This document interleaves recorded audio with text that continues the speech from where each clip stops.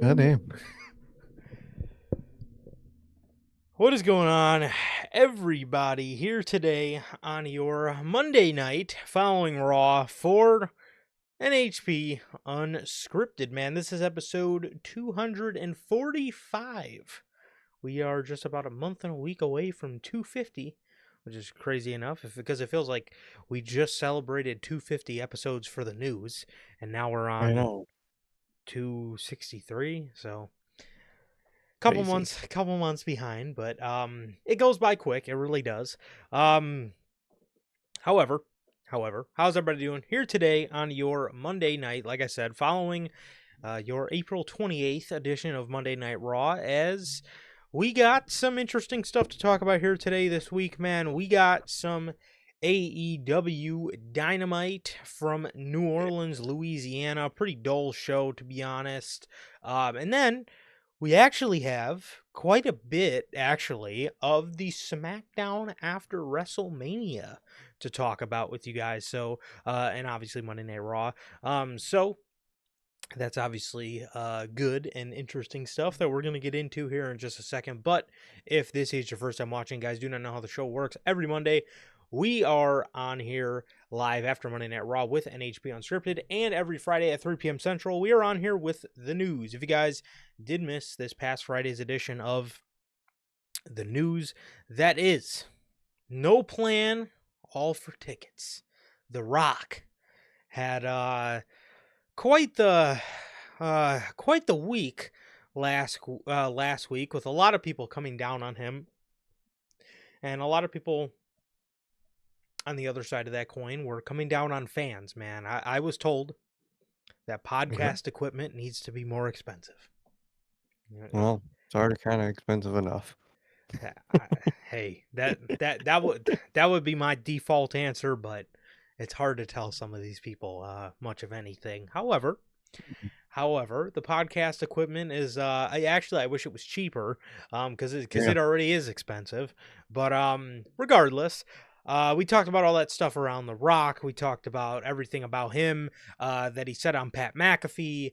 Um, tickets and the Elimination Chamber, WrestleMania, Travis Scott, John Cena, Cody Rhodes, all that good stuff. Also, WWE acquiring AAA. We talk about all that good stuff. Like I said on last Friday's episode of the news, that is episode 263. And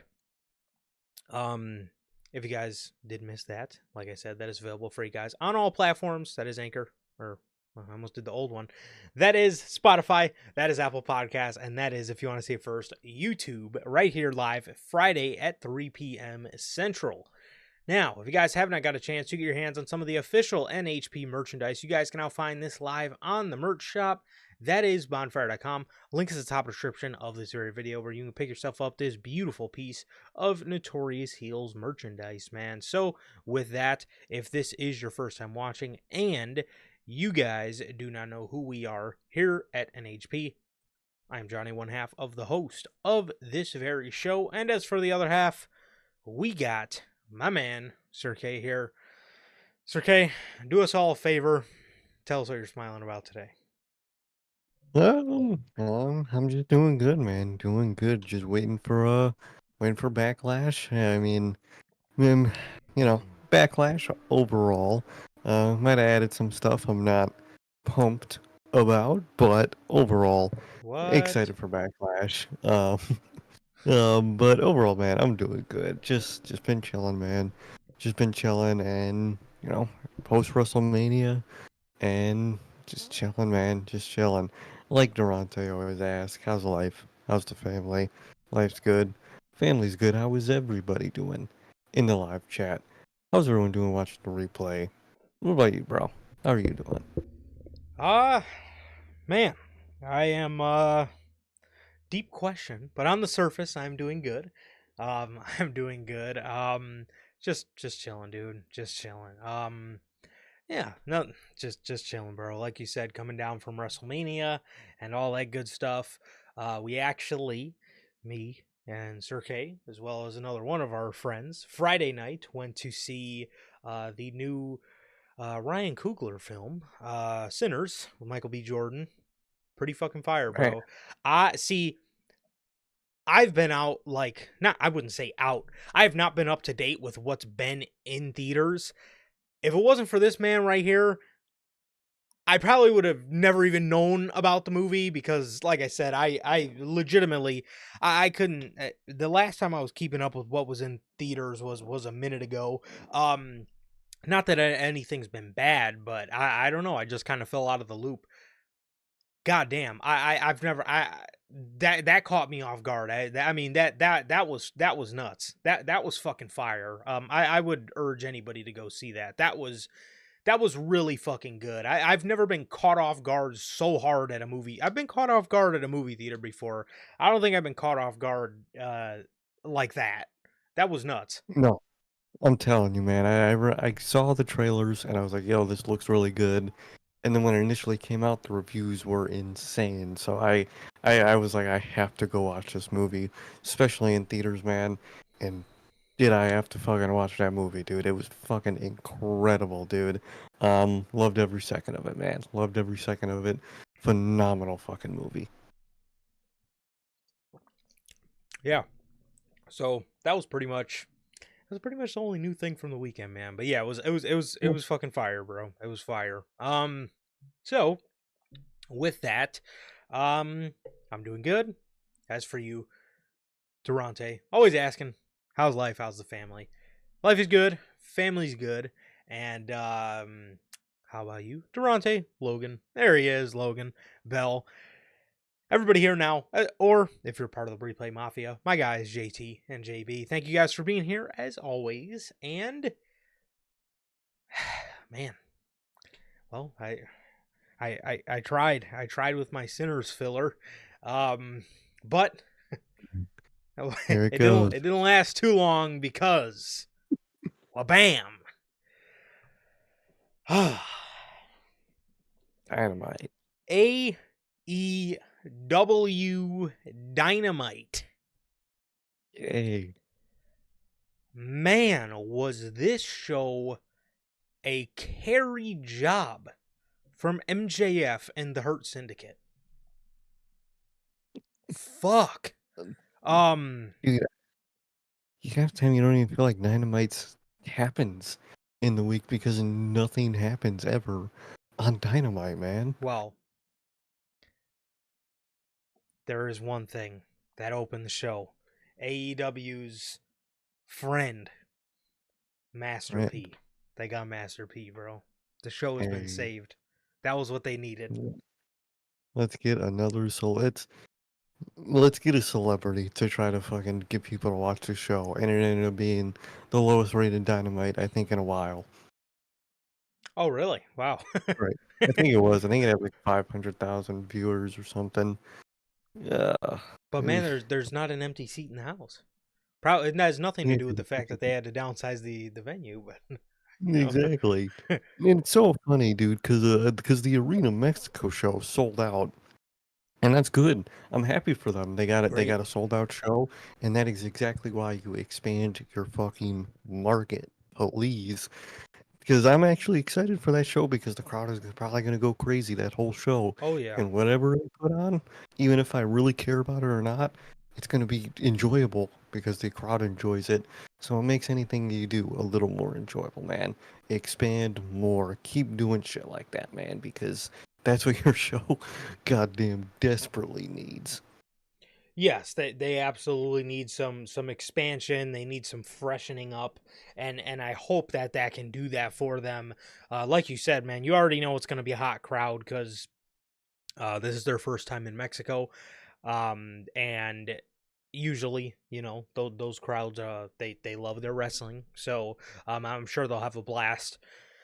I'm sure they'll have a blast with it, and I'm sure it'll be a great show, similar to how, WWE has expanded other markets, and these markets are, that I mean, they are hotter than fucking CM Punk in 2011. So, Hmm.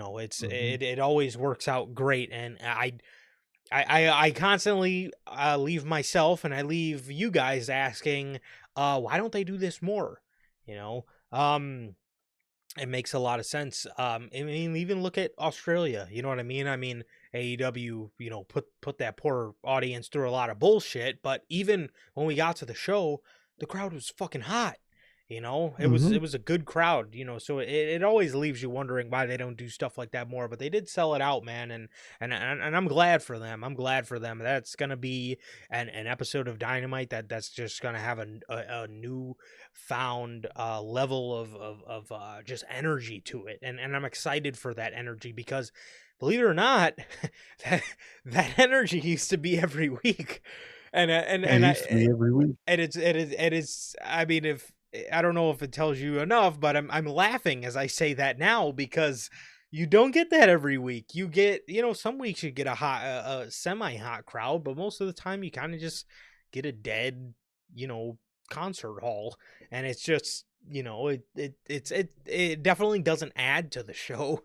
But AEW Dynamite, this was your April 23rd edition of Dynamite from New Orleans, Louisiana.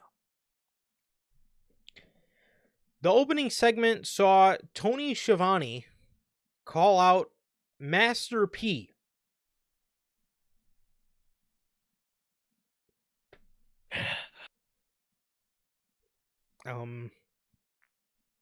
I, uh, What did you say? what honestly, I mean, what do you say? I mean, uh I I don't know what they thought this was gonna do. I don't know why they couldn't have just had him sitting in the crowd and then just put the camera on him and be like, "Oh, Master P's in attendance," and then he waves at the camera or whatever. Yeah. Why we couldn't have done something like that? I mean, when it was all said and done, his involvement was pretty harmless, but it was just sort of just meaningless at the end of the day as well. I don't understand these kind of things half the time. I mean, it and a lot of people say, well, it's for exposure. Yeah, it's for exposure when you have a relevant artist on the show. We're talking about Master P, not Kendrick Lamar. Yeah, I mean, Literally. so again, if Kendrick was on the show, okay, I could see that. Might want to get him involved because it'll get you a little bit more exposure because Kendrick in the year of 2025 appeals to a lot of people. A lot of people like Kendrick Lamar. A lot of people have been, he's a lot of people's favorite artist right now. Getting someone like that, or even, even, I mean, I know we all don't like to see him, but like, look at what WWE does with Travis Scott. At least, nobody wants to see the guy on fucking, especially in the main event of WrestleMania. But at least one thing you can say about a Travis Scott or a Bad Bunny He's a is they're relevant artist. relevant artists. Yes, Exactly. they are relevant artists. They say Master P is from New Orleans. I know an older artist from New Orleans that could have, maybe been a nice sub in here that's still somewhat relevant. Then again, that artist, I believe, is cool with WWE, so I could see maybe why that didn't happen. Obviously, I'm talking about Wayne, but Master Yeah. P, I refuse. I refuse to see what exposure they gain from bringing him in because again, he's not a fucking relevant artist, bro. I mean, like, No. what the fuck what is that, dude? I mean, what was that supposed to do for absolutely anybody? So he comes out here and he introduces the op. The up. He introduces the op as ops, plural, come out as it's Shibata, Powerhouse Hobbs, and Samoa Joe. So, Master P makes the crowd say, Mm. No? I guess Arcade doesn't want to say, So, anyways, Samoa. Oh. You're I just well gonna say why? well, I beg to differ. I think Sir K does want to say but but Samoa Joe Samoa Joe, he then wants to make the crowd say nah nah nah nah. So then P starts doing it back with him as they're making the crowd and Sir K say Hmm. Now, usually I wouldn't do that on a Wednesday night, but Sir K might be well, I'll Master P. digress. I don't know what the P stands for, um but Sir K Sir K was definitely saying on That might be Wednesday Master night. P. And Samoa Joe, after they get done making the crowd say Samoa Joe thanks Master P. What the fuck is this segment, dude? I was gonna ask you, dude. Imagine just reading off what you're reading to me, bro. This is AEW Dynamite you're talking to me about. This is what you're currently breaking down. It sounds like you're breaking down 2019 Raw is what you sound like you're breaking down. But this is AEW Dynamite. You have Master P. I don't know what P stands for. It might be different from him to me, but dude, what is this? Why is this? Imagine telling me and you that this. Imagine reading this segment off to me and you back in 2021 or 2020. Holy hell! I would have told you you're an idiot. I would have told you that's Yeah. never going to happen on AEW. I don't. So he thanks Master P for what he does for New Orleans and what he does for the student athletes and all of that jazz. And Master P says he does it because he loves New Orleans. Samoa Joe says he loves New Orleans too. That's why this is the perfect place for us to celebrate. The Death Riders music hits, and no celebrating is happening now because the Death Riders, they come out and they attack the Ops, or the Op, from behind as Samoa Joe starts to choke out John Moxley. Well, not to mention there was an awkward part of this where Samoa Joe is, applying the coquina clutch to John Moxley, and Master P is on the mic. And this sort of reminded me of the Rick Ross segment when Rick Ross was ad-libbing for Swerve Strickland's heel turn on Keith Lee. Do you remember that? When he was just like, Yeah. yeah, get him. Like, dude, shut Yeah, up. get 'em. Like, so Master P is ad-libbing for the coquina clutch on John Moxley. He's sitting there and he's saying, yeah, put him to sleep. And Put 'em to sleep. and I'm just like, okay. And so I'm like, so I don't know. That was a bit awkward part of the segment, but the Elite come out. They hit Samoa Joe in the back with a chair. They make the Oh. save for the Death Riders, and then Swerve comes out to chase off the Elite. And as they're walking up the ramp, Kenny Omega comes out. And they chase off the Elite and the Death Riders. Samoa Joe then gets on the mic and he says, John Moxley, you wanted me, so you're going to get me. All right. So, I think Sir K knows what that means, but nobody else does. So Samoa Joe, he says John Moxley's wish is granted. He's going to get him. At Beach Break in about 2 weeks in Chicago or in Schaumburg. Yeah. Nowhere near a beach, but So nowhere. They could have at least done that at. Well, I wouldn't blame them for not Beach going to Club. the United Center at this point, but at least the Wintrust Arena, because at least you're somewhere downtown and you're somewhere at least on the lake, which literally. middle of May. Honestly, it might still be pretty cold, but at least you'll be by a lake. At least you'll be by a lake. Yeah. Like I said, probably still be a little bit cold because still in the middle of May. Usually we don't get our nice weather till the I got it end of today. May or early June. We did get it today was sunny, but it was also like windy. It was also it could also, at least for in the morning, was a little windy for sure. Mm. Towards the afternoon it was just hot. But like It in the was blowing. morning, in the morning it was it was pretty windy, if I do say so myself. With the sun was definitely beaming though. But towards the end of Oh, May, early June is when we start getting our real nice weather. So, but anyways, beach break is going to be happening in Schaumburg, which is not anywhere by A, Chicago, or B, Lake Michigan, but okay.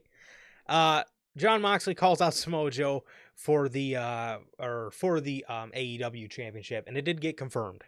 It did get confirmed for that show. So we will be getting a title match at that show. And please do not start fantasizing about mm, Samoa Joe taking the title, because it's just not going to happen. We did it with Swerve. no, Swerve was our only chance of hope, genuinely. Any other obstacle they put in John Moxley's way, I can't wait to see their fan base set it up as if somebody's going to finally take the belt off John Moxley, and then be disappointed and outraged when it doesn't happen. It's not going to be Samoa Joe, because I'm already seeing it, and I can tell you right now, it's not happening. no, that's not happening. Moxley's gonna retain. Just be happy with the bone they gave us with the trios titles. Other than that, it's gonna be Death Riders until at least All In. At the very least, yeah, for sure. If it wasn't Dynasty, then yeah, at the very least, All In. So, Mark Briscoe defeated Ricochet. Uh, Okay. yeah, okay, okay is all you can say. Ricochet went to roll him up. Mark Briscoe reversed it, and he beat him. He beat him. So that was how he did it. Ricochet attacked him afterwards. He went to hit him with the golden scissors, and Kevin Knight came out for the save, thus hinting at a feud with Kevin Knight and Ricochet. So, I don't know if this is going to be a Kevin Knight loss or another Ricochet loss. I don't know I at this have point. no clue. I would probably say Kevin Knight needs it more. And I'm sure Ricochet will be fine. I mean, he's Ricochet, but I just hope they don't get him into the habit of just being this main event jobber. I would like to see him win something to legitimize his character. Very much. I would definitely like a win of value for Ricochet. And I think Kevin Knight also needs a win of value. So it's a very tricky situation putting those two against each other. Yes. FTR. Well, not FTR, because Stokely Hathaway comes out and he announces FTR. They come out. They get to the ring. He says, from now on, if you want a conversation with these guys, that means you want a conversation with me. Because I am the new agent for FTR.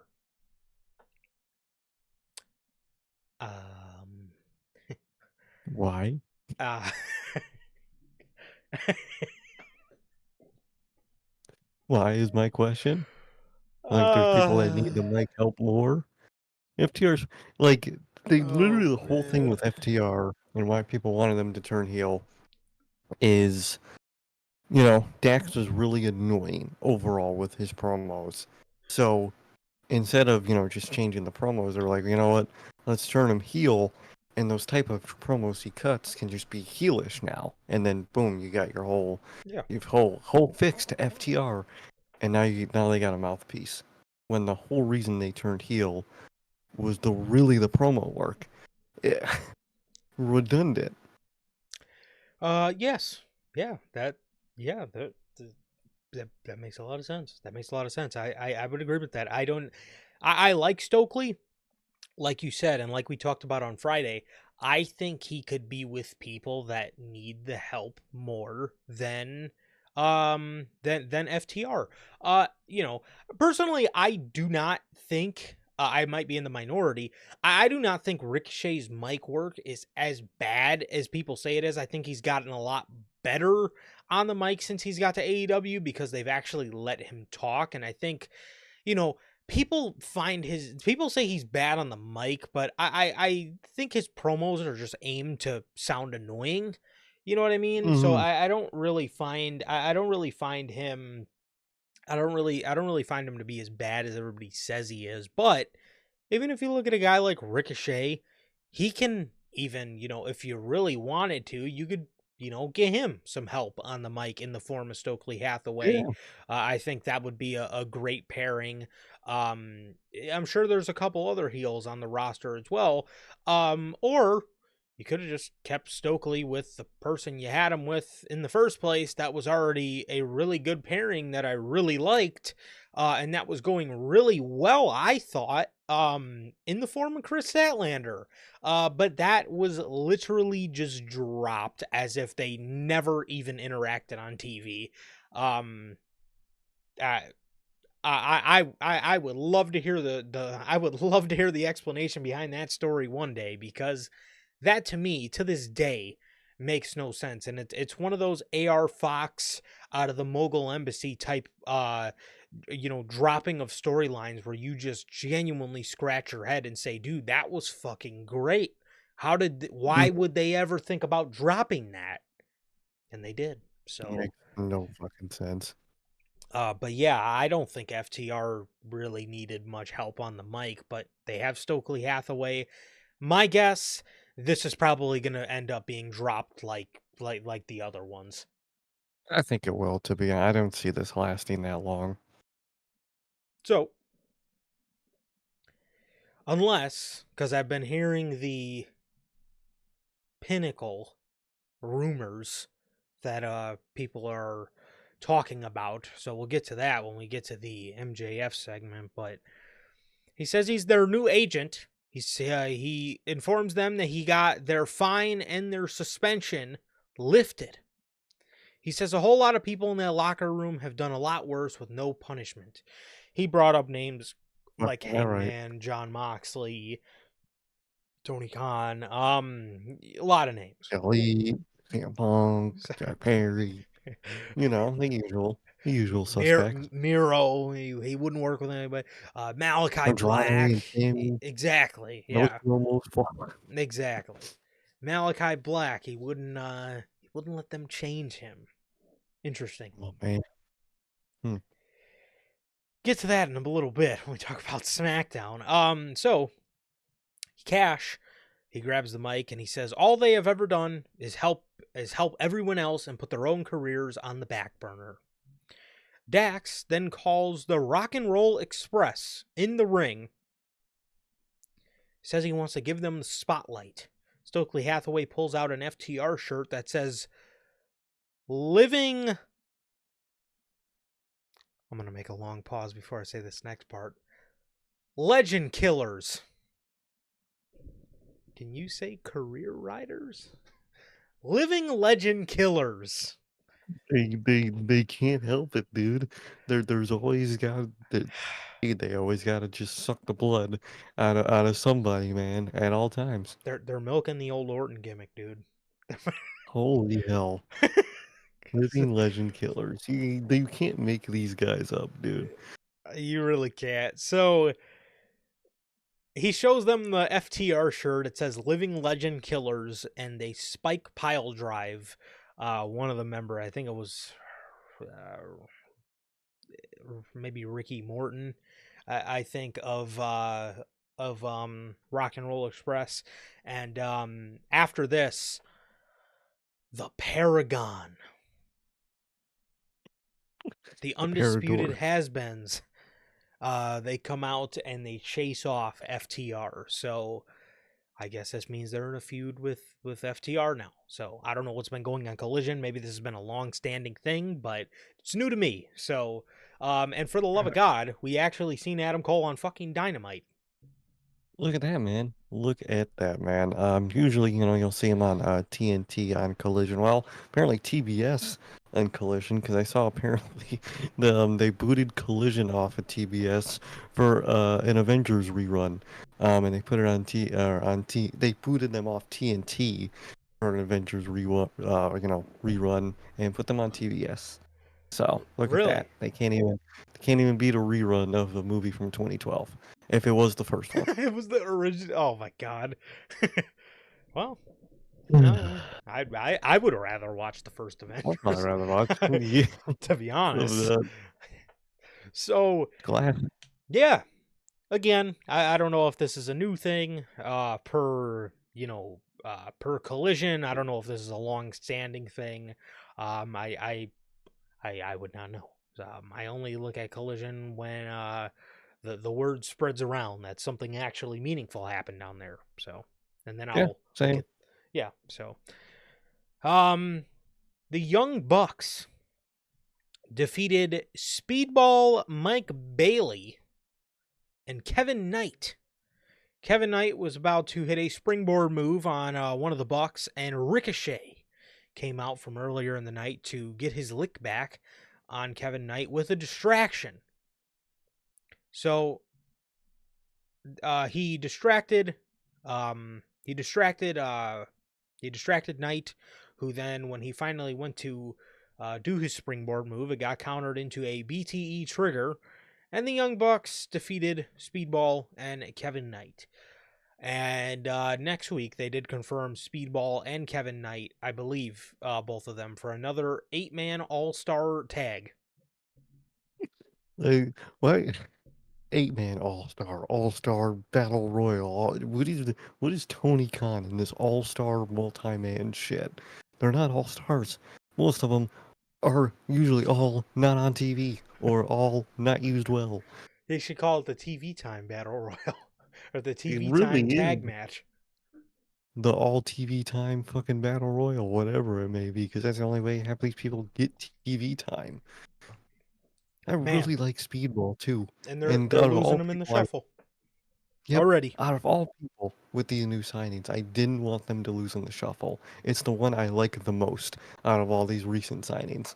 Yeah, he's phenomenal. You Really just makes can't me win. wish he would have went to NXT, bro. He would have been a beast in NXT, Oh man. God. Ah, Come on, he would have been he'd been a dog down there, man. yeah, he would have. Yeah, he definitely would have. He would have So, ran that division. God damn it. Well, MJF and the Hurt Syndicate. MJF, he's out there. He's trying to get thumbs up from all three of them. Shelton finally puts the thumb up for MJF. He tells MJF, don't get it twisted. The only reason you're getting a thumbs up is because of him. He points at MVP. He says, MJF says, trying to get Bobby to, let him in. Mm. He tells Bobby, he says, I've been a bit prickly towards you about the rejection. And I can honestly say, it takes him a couple tries, but he finally gets the words out, I'm sorry. He apologizes to Bobby for being prickly to him because Bobby keeps rejecting him. He says, if you give me a thumbs up, I will even let you have my car. He pulled up in a nice sports car. I can't remember what kind of car it was, but it was nice. It was black and blue. It was really nice. Bobby says, what's up with this car? He says, give me the keys. MJF says, yeah, you give me a thumbs up. It's all yours. So he gives him the keys. He says, come on, let's take a walk. Why don't you show me the car? They're looking at the car. Him and Shelton get in the car.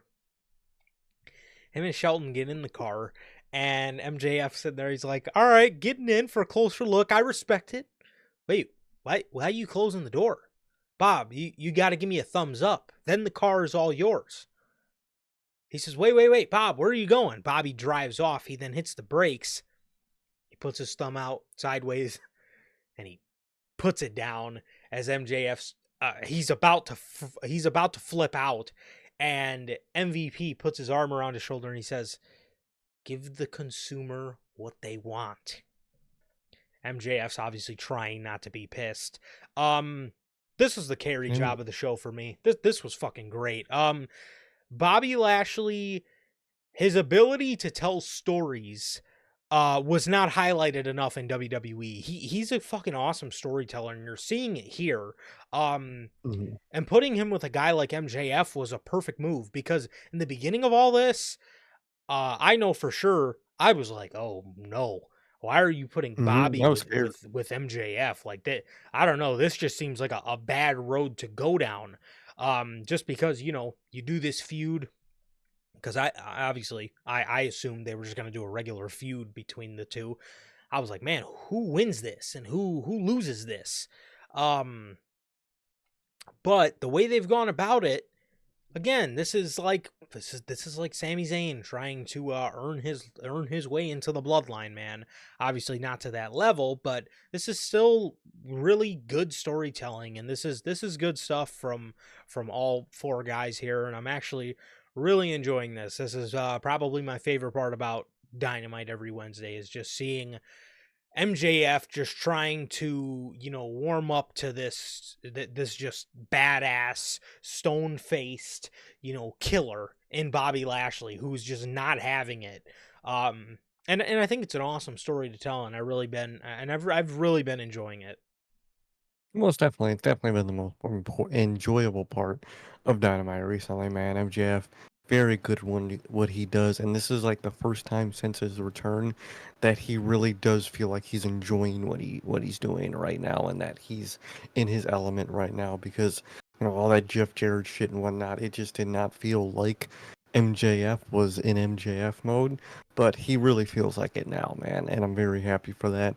Bobby is insanely phenomenal. And the whole Hurt Syndicate is just great. I love the dynamic they have, and I love the vibe they have and the presence. And I think this has just been really good. Huge, huge, huge presence. Huge presence, definitely.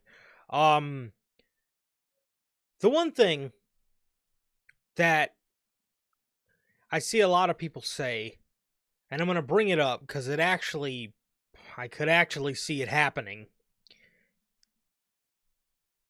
The Hurt Syndicate has a manager, an MVP. Hmm. FTR has got a manager in Stokely Hathaway. What are the odds MJF rejoins to what the AEW fans are calling the Pinnacle Reunion? I don't know who wanted to see that reunion, but not I me.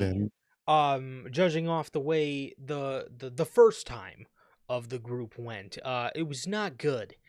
However, I see a lot of people saying that MJF could link up with FTR, and obviously they would have their manager in Stokely Hathaway.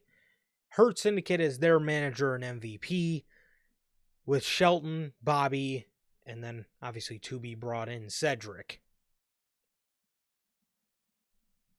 Seen a I lot wouldn't of be that. shocked I would not be shocked. I just, you know, at all. I mean, the time that the feud is going on, it might be good, but what happens after that? Do we just go right back to how the Pinnacle went? And FTR is just a, mediocre act, and MJF is just doing his own thing and acting as if he does not even have a faction behind him. That's what Yeah. scares me, because again, the first time the Pinnacle happened, it was not fucking good. That is that is a legendarily failed AEW faction, is the Pinnacle. Do we really want to Oh, run yeah. that back? I don't Seems know. like they're gonna try to, man, and I doubt it's gonna go. It's gonna be really bad if it went worse than the first time, man. But I don't think it's gonna be great like what it should have been in the first time. No. I don't know, man. I mean, if they're gonna give it a shot, they're gonna give it a shot. But I just don't. I don't know, man. I don't know about that one. So we have a all-star tag match. Josh Alexander and Konosuke Takeshita versus Will Ospreay and Brody King. And Dude, what? Brody King came out with Will Ospreay to his music. Funniest looking visual you'll ever see in your life. Funniest looking visual you will ever see in your life. How goofy he looked coming out to Will Ospreay's music with his attire and the the puffer jacket with the balaclava, bro. He has a partner in his faction He that does. is also a male that he can team with. Well, I don't know about that, man. AEW, they're sending these shit rings to Australia. Poor guy rolled his ankle. What's up with that, by the way? Is he okay? Or is he okay? Or was he taken off television for tweets that were working us? Or were they? Because I always see clips. I don't know whose live stream it is, but either Buddy or Rhea always like live stream like just random shit together. And he's like walks normal in those the UFC clip. I don't remember seeing a boot. I don't remember seeing a limp. I don't remember none of that. Yep. I don't know, man. Everybody said he was working us with those tweets, and we were stupid then, but I don't know. I think I think they were tweeting deletes for a reason, because he was in some hot water with the company. Usually if it's a work, you don't tweet and delete. Exactly. Well, to make the situation even worse for the House of Black or House of Hell, whatever the hell they're called, Hounds of Hell, Josh Alexander hit a C4 package pile driver to Brody King to secure the victory. So, well, have they won anything? Has any of those three won anything in Malachi's or in Aleister Black's leaving? Yes, they have. Julia Hart won Queen Aminata, Julia Hart 2.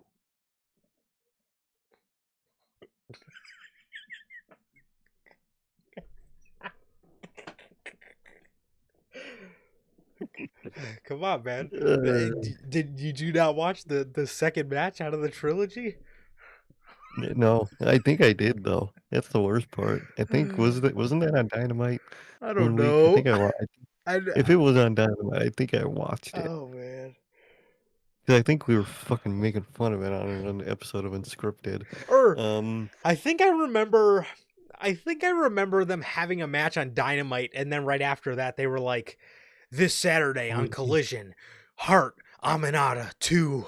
And I was like, two? Like who gives a shit? Like what? You put 2 behind Reigns versus Rhodes 2, Cena versus Orton 2, something like that. Not Hart Aminata 2. What? Hart Aminata 2 is the only match anyone in that faction has won since Aleister Black leaving. Good Lord. What the fuck? I wish they could have all joined him at once. Me too. I really wish. So, Brody Joke gets pinned again by Josh Alexander, and the Don Callis family attack all of them. Kyle Fletcher comes out, Takeshita, Lance Losers out there, Josh Alexander,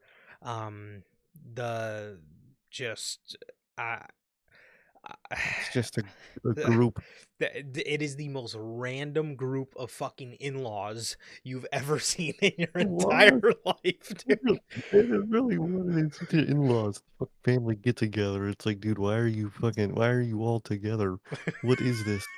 Is this a movie casting? Why the fuck are you all here in the same group? Man. Hangman comes out to save Will and Brody King. And he is then attacked by Trent Seven and Rocky Romero. What? What the fuck? Why did Hangman come out to help Will? And you said Trent Seven. Oh, no, I'm sorry. Trent Beretta. Trent Seven. I was gonna say no. Dude, okay, that makes that a little bit tiny bit better. Just fucking Trent Seven walking down the I was about to say, bro. Oh I was about to just god. get up and leave, dude. I was about to just walk out the house. The fuck, man. Ah, that would be some Why? fucking shit they would do too. Trent It Seven and would the be. Don Callis family. I Oh would not god. be shocked at that at all, dude. Oh fuck. Um, Good lord. So he helped. So Hangman helped Will Ospreay for some reason, He helped Will. and then They said he was trying to get his hands on Fletcher because they're the next match, and I think they attacked it. Yeah, they did attack Hangman last week, and then mm, Trent and Rocky came out for the save,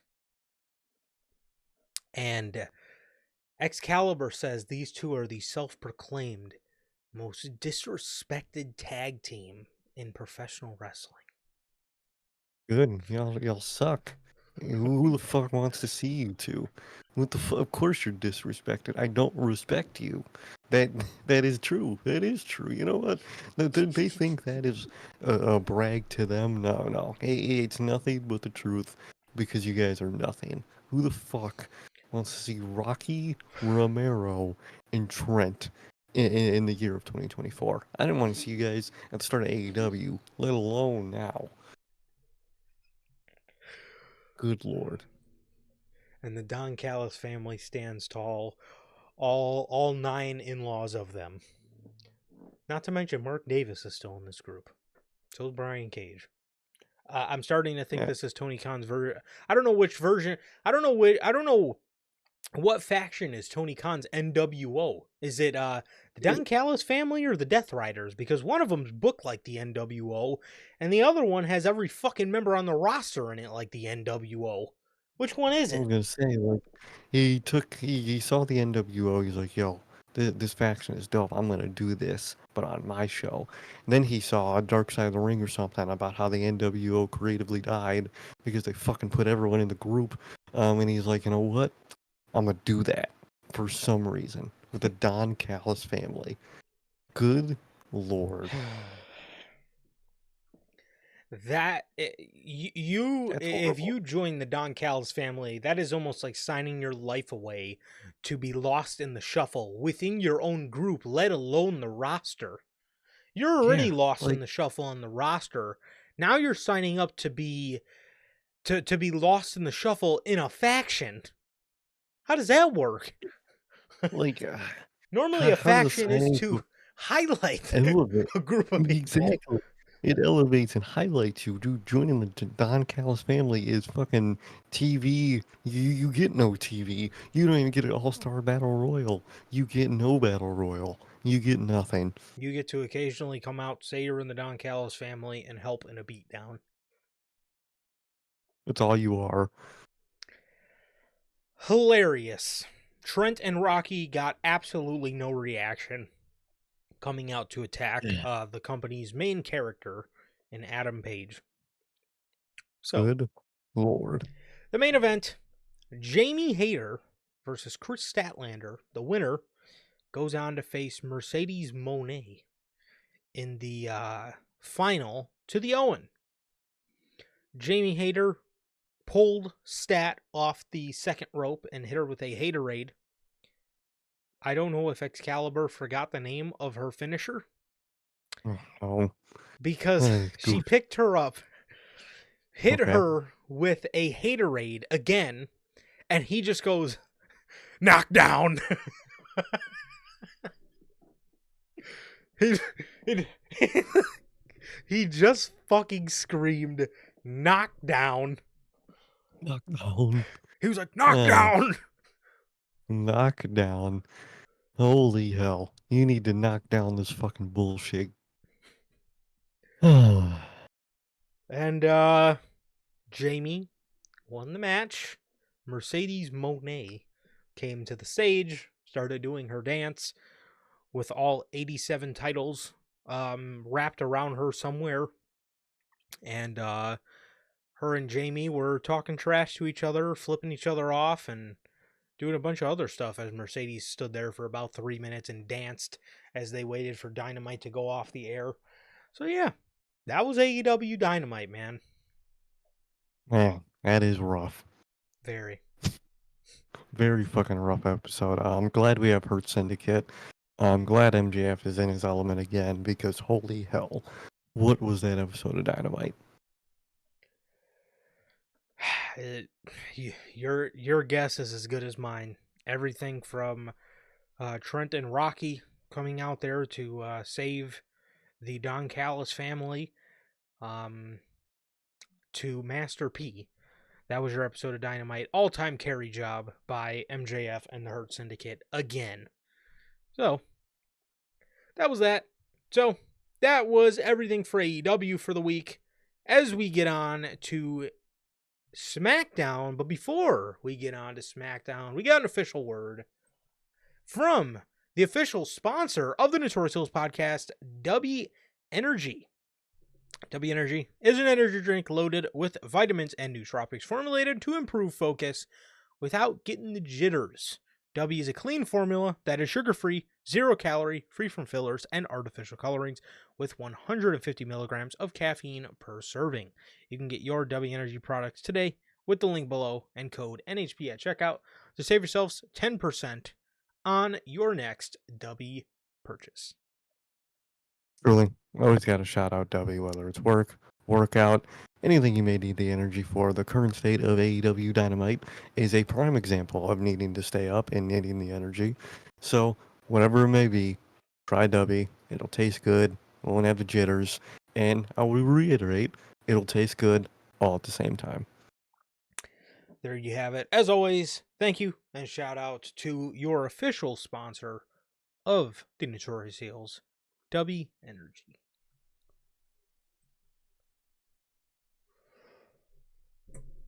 Oh, brother. There it is. My bad. Forgot to hit the logo. Okay. The SmackDown after WrestleMania. Forgot to say, what up, my man Hunter? How are you doing, bro? Yes. How you doing? We got a lot to talk about tonight when it comes to Monday Night Raw and the new faction. It says, is that not trademarked? I'm assuming you're talking about the Living Legend Killers. Legend Killers is Legend Killer is probably trademarked. Living Legend Killers probably not. Probably not. So this episode of SmackDown took place from Fort Worth, Texas. Boy. Oh, yeah, I thought we were about to talk about Raw. I was about to go in on the crowd. Never mind. I will wait. Okay. My bad. All good. The show opened up with the last real champion, the 17-time world champion, John Cena.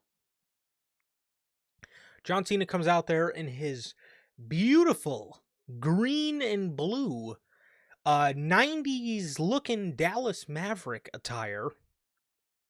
Oh, yeah? Amazing. I am so curious to see what this Chicago one is going to be. Is it going to be Bulls, like red themed, red and black?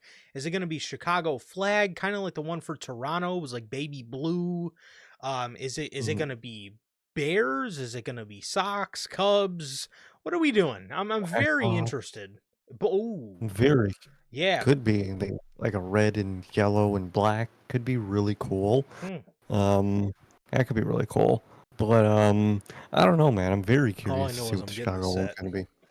Yeah, that one's gonna be a must. Yeah, I'm getting. They're gonna get me with that one. Yeah, I'm definitely getting the shirt. Always got to get the shirt. Definitely getting the armband set, the hat, the towel, whatever the fuck, whatever the last time for Chicago is absolutely a must for sure. Oh yeah. So beautiful looking Mavericks inspired attire though. WWE, I know WWE's having a fucking field day with this shit, man. They love it. Man. Oh my god. Even with every there's like the shirt and the hat and but then they got like the whole set. Then with everyone, it comes with its own title too. You could buy. Oh Holy my hell. god. Oh, they are fucking raking in cash with that shit. I just know it. So John Cena, he goes to say He goes to speak into the mic, and he gets interrupted before he can even say a word by Randy Orton. Randy says, John, you were always about hustle, loyalty, and respect. It wasn't just a slogan, but I realized that you have a void that needs to be filled. He says John Cena needs to have kids. He says, I know you way too damn well. You cannot tell me each and every one of those sick kids that you met did not leave with a piece of your heart. You need to be a father, man. It'll help you grow up. It'll help you become a better person. Very, very interesting approach to this. I did not think Orton was going to take that approach. I did not, and I really do love the dynamic now of Cena the heel, Yes. Randy the face. I love it, dude. It's so cool. Dude, Cena's heel voice, I love it. Oh, I fucking it's dope, man. like when he gets that real like deep and like gritty voice. I fucking love it, man. I wish he would have hit us with some of those old Total Bellas lines. Oh my god. I will give you a child. Hey, bro, what was that show? Dude. I don't know, but Total Divas is just... whoever fucking made him, whoever fucking scripted him to act like that is a fucking genius. He was ultimate villain on them shows, bro. That shit was hilarious. If your habits are to be messy, that's okay. Change your habits. Such a toxic kick. That shit was great. That was the funniest shit ever, bro. When they're fucking saying, "Oh, what was the other thing?" And there was another thing from oh, it was like, if you're gonna be up late, text me. This is a shoot first. This is a shoot first state, and I have a safe full of guns. So you're just gonna pop Bryan Danielson if he's up late. So if Bryan is up late and he does not text you, you're just gonna blow his fucking head off right in the middle of the house. Like, what? What are you talking about, Talking about this is a shoot first state. Motherfucker, look first before you shoot, bro. What do you mean? Like a neat freak. Dude, this shit was hilarious. When fucking Cena, bro. Yeah, that shit was too goated, bro. That shit was way too goated. He should have hit one of those lines though, man. He should have. He really should have. If your habits are to be messy in my household, then that's okay. Change your habits. Go Tid. After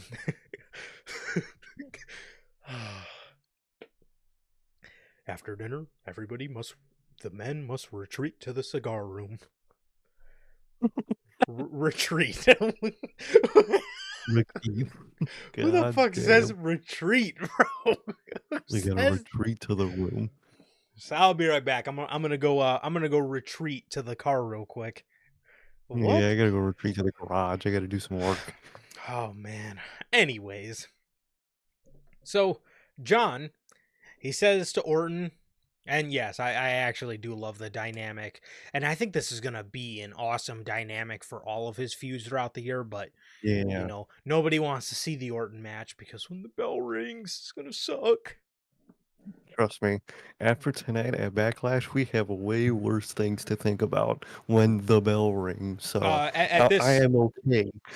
At this point, I'm worried about this being the only thing I care about. Fuck, man. I don't know. Definitely when it comes to the world title situation. I'm telling you, man. I don't even know if we're getting that tag match we want. And then the Raw like main titles or main event scene. I don't even know if we're getting that. And if we don't, Backlash is gonna be a watch, man. Definitely. So, but I'm excited for this still. Oh my god, yeah. This is why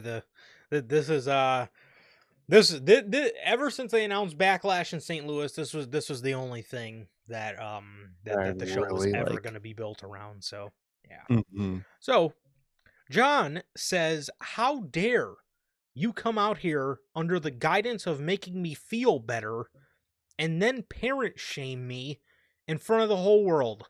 Congratulations, Randy Orton. You have kids, and you love them. Good for you. Do you want to know the real reason why I don't have kids? Because I've spent the last 25 years raising everyone else's. Not entirely false. Not entirely false. My parents did a fantastic job, but he's not You always wrong. exact. You always everyone always has that like media parental influence on them, Yeah, and Cena is many people's. right here. Living proof. Yep. Um, so he says I spent the last 25 years raising everyone else's, and I've done an impeccable job. Also a fact. And I've been a better parent in the last 25 years than you could ever be. He then looks at some kid in the crowd. He goes, "That's right, kid. Your dad's a loser." Oh, I fucking love Cena. He then gets pissed because the 6-year-old kid flipped him off. Um, Started. the 6-year-old kid flipped him off. He said, "Great. And as you can see, I've been raising a bunch of brats." I know he's loving this. Oh, he loves this shit because he always wanted to like play the bad guy, and he loved. Yeah. I mean, look at we just fucking talked about. Look at Total Divas or Total Bellas. He didn't have to do that at all. He No. could have just been the most simple. Like they film the little shit and they go home, but he was just having a blast being a dick for no reason, and it's great. I will. I will put down the dog. Oh my god, the dog, bro. Well, I will what put should down I the do? dog. What should I do with the dog, John? The dog bit me. You need to call the animal patrol. They need to come take the dog away, and the dog needs to be put down. God damn. God damn, Such a bro. dick. Man. I Oh, love it. He was a demon on that goddamn show. He still might be worse on that show than he is here. honestly, man, He probably a honestly little bit. was. I will give you a child. So Orton says, has Hollywood got to your brain? He says, do not forget, WWE made you. They're the reason you're in Hollywood. He points to the fans. He says, you cut your teeth here. No matter which way you put it or what type of math you apply to the situation, these fans are the reason you're standing here today. He says, I made a lot of mistakes in my life and career. Boy, we know. Oh yeah. But I can always go in that locker room, hold my head up high, and get respect. I am a piece of furniture. I am here to stay. But you're just a guest. I got a lot of oohs and ahs. John says, we all have our perspectives, and I used to believe yours. Without them, there's no WWE. It's not I won, it's we won. But I was wrong. We did not do anything. I did. I've never needed a single one of these people. They will chant in the same breath, let's go Cena, Cena sucks. You are just like all of them. You're all hypocrites. Once you get tired of me, you can put your energy into any superstar you want. But if the roles are reversed and I put my energy into anything else, I'm an outcast. I'm a guest. That's why this does not work anymore. That is not a functional relationship. That is manipulation. Orton says, I was so stupid to come out here and try to get through your thick skull. He says, wrestling has provided for me ever since I came out of my mother's womb. And it will provide for me and my family long after I am put 6 feet under. He says, you will not ruin wrestling over my dead body. Cena says, here's the thing. I already won 17. You're at 14. Once I leave with this championship, you're frozen at 14, and there's going to be another show. There's going to be another tinfoil title that you can win. But once you get your hands on it, your counter starts over at 1. You babbling moron. What I'm trying what I'm trying to do when I leave here is make sure that the three generations of your family is erased. Okay. He says, Orton says, "You say you're the last real champion? Prove it. Fight me right here, right now." John says, "No. Just like many times over the past 20 years, I'm going to get to save your ass. There should be a match. Randy Orton versus John Cena for the WWE Championship. But not here. It should happen at Backlash. Because Backlash is in St. Louis. Randy is from St. Louis. So you get to spend the whole day with your family and make sure you show up well rested. At your best. Randy Orton at his best. Because I need Randy Orton at his best. Because after Backlash, when you fail, you will have no excuses. Take a good look. This is the last real champion. This is what the last real champion looks like. And this is the closest you will ever get to this championship again. He throws the championship at Randy Orton, and he attacks Randy Orton. Randy Orton then lays him out with an RKO and holds up the Undisputed Championship. One problem from this John Cena heel run, why does he always get fucking beat up? He can never win if he tries to cheap shot somebody after a promo. He can never win it. I want to see him beat the fucking life out of somebody. Yeah, like that was like the best part, or one of the best parts about his heel turn is him beating the shit out of Cody. I would like to see, more of that and him get one-ups every one. Now, he doesn't got to win every single one, but I don't want him to lose every single one also. Exactly. So I would like to see him, I would like to see them balance it out a little bit and just have John win some cheap shot brawls. But Cena and Orton here, I mean, this is great work. How do you not watch this and are anything but captivated and glued to your TV? This is great stuff, and if this is the last time they're gonna ever do this, then we're off to a pretty damn good start, man. Because I don't know, if Cena will go away for a while after this, or what exactly is gonna happen. But what I can say is right now, man, this first promo between the two, this shit was nuts. I just love the history, the rich history between these two, and this was a great promo, man, and I hope we can see more of this. Definitely, man. I really hope we could see more of this. I loved what we got here. Love the dynamic in the state of their careers, and thought it was really good, man. And I cannot wait to see how this progresses. For sure. SmackDown gets the newest NXT call-up from the tag team division, Fraxium. Fraxium goes to SmackDown in a move that has absolutely shocked me, because you have three teams on SmackDown that are decently, shown. Yeah.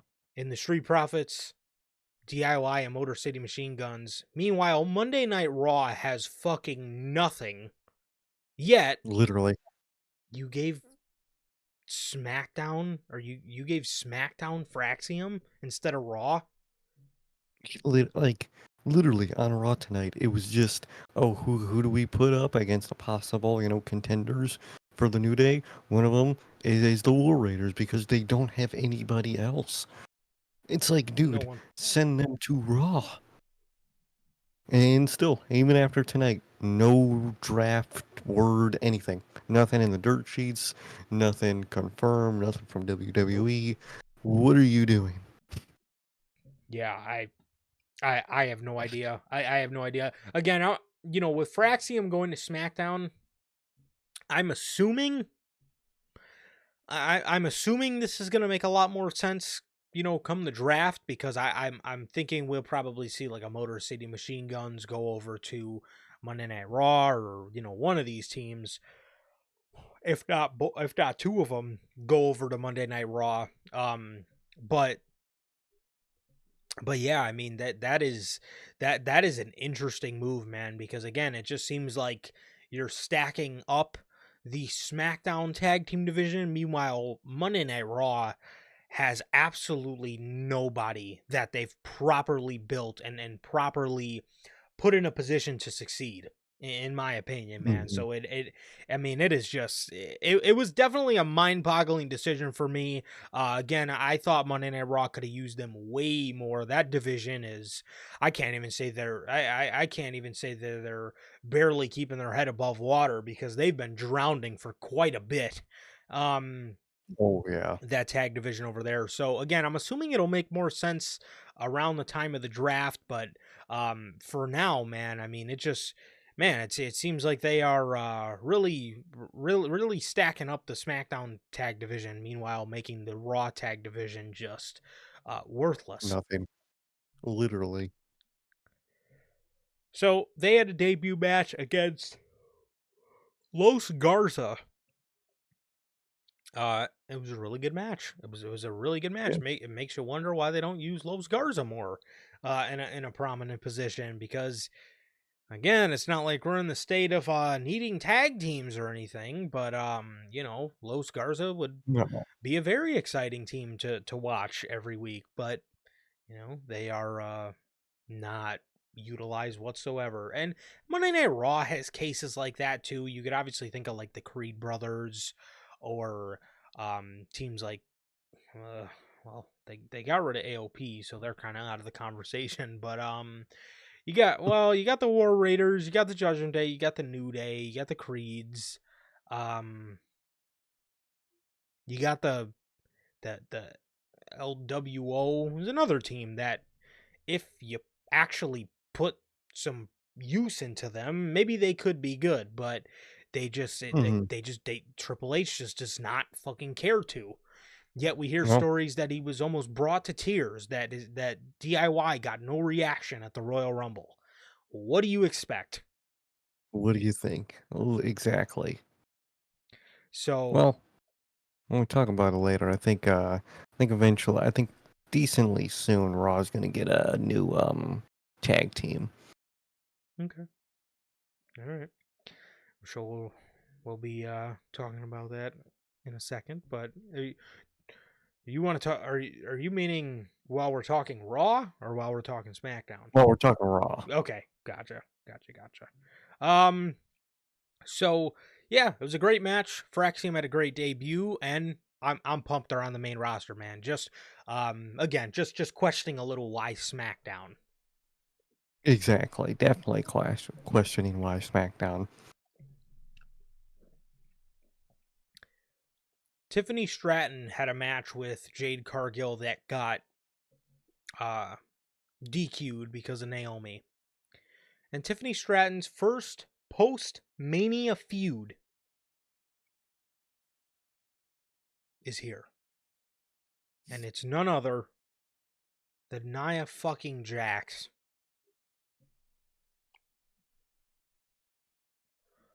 Oh. Trips.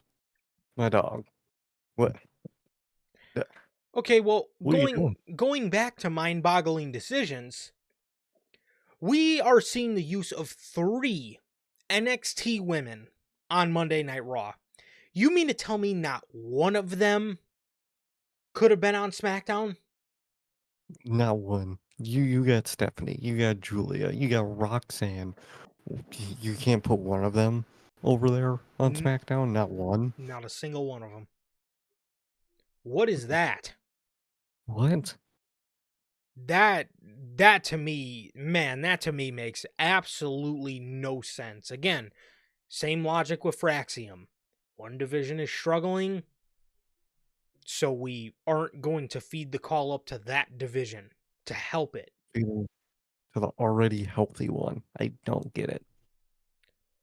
Interesting decision there. Nia Jax and Tiffany Stratton for Tiffany's first post Mania feud sounds awful. What the hell is Yeah, that? What is it's the that? lamest shit ever. It's pointless. We already seen it. Yes. In this title run, we've already seen it. We've been seeing so much of Nia and Tiffany. Since Tiffany won the briefcase, they have had on screen Yep. interaction with each other. Like, cut it. End it. It's over with. I don't want to see more of that. I want to see new things. Man, yeah, bad call there. But we get more Jacob and Solo tension. We got a promo where Solo was basically bragging about bringing Jacob here, and he's the reason that Jacob is the U.S. champ, and he brought him to WWE. Everybody thought Jacob was trouble. Nobody wanted to, deal with him, but he changed Jacob's life. Jacob grabbed the mic out of his hand, and he said, hold on a second. The U.S. champ has something to say. He tells Solo, remember what I told you? I was winning this with or without you. He tells Solo to get in where he fits in. And then Too cocky. Yep. And then we seen a bunch of LA Knight came out, Drew McIntyre came out, and then we got this whole thing, which a lot of people believe is leading to a fatal 4-way for the U.S. Championship between Drew McIntyre, LA Knight, Jacob Fatu, and Damian Priest.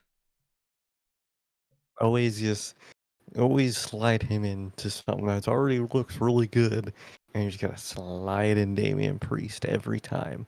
Whether it's a Money in the Bank briefcase match, whether it's Chamber, whether it's this, you just gotta slide him in there. Yes, he ruins everything. He does. So, yeah, Jacob,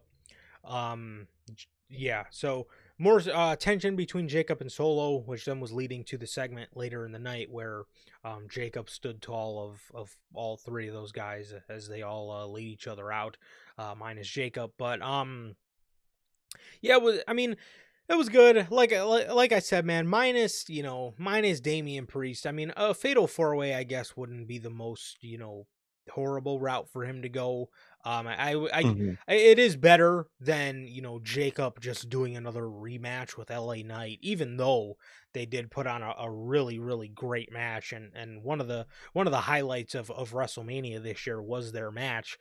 So I mean I guess a rematch wouldn't have been horrible, but the fatal 4-way, it doesn't sound egregious. No, In itself, so don't know why Damian not at Priest all. is in there, but you just got a I company digress. likes him, so just slide him into whatever. So Zelina Vega won the U.S. Championship from Chelsea Green, ending her 4-month reign with the championship as Aleister Black. He's already got some pull, and It already does, man. he flexed his creative control. It really did. I respect it. The only reason I could see Chelsea Green dropping the U.S. Championship is because Triple H wants to put Money in the Bank on her, because we've I wouldn't be heard shocked. we've heard for a while that she's been one of the women that Triple H has wanted to put the Money in the Bank briefcase on, and this year could be her year. She could be one of the ones that they want think is a serious contender to actually get the briefcase. There's definitely a lot of people you can do. You could throw Roxanne Perez's name in there, a Julia maybe, or somebody, I don't know, somebody like that. But I mean, Chelsea Green isn't it isn't the worst option.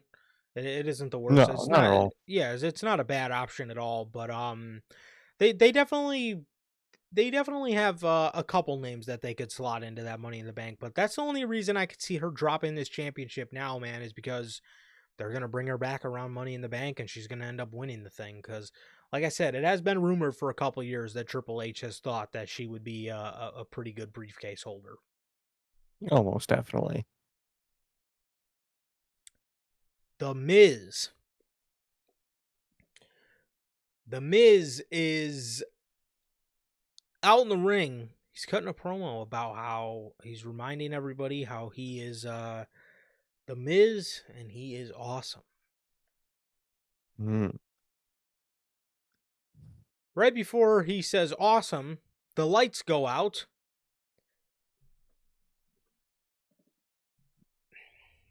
And the crowd popped because we heard the CFO theme music, Root of All Evil, for Hey. Aleister Black. So, I know a lot of people may have heard his remastered version of Root of All Evil by It Lives, It Breathes. And there is the OG version by Code Orange. What WWE did was they fused it. Huh? Code Orange just did the live one that one time. It's Incendiary that That's who sings it the song. was. Oh yeah, okay, Yeah. yeah. The live one was Incendiary with the lead The singer lead of Code singer. Orange, right?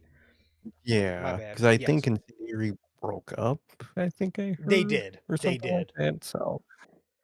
So by Incendiary, um, so for anybody that have heard the two versions, what WWE did, they used the vocals of the NXT version by Incendiary, but that opening riff right before you see him float up, they used that from the remastered version.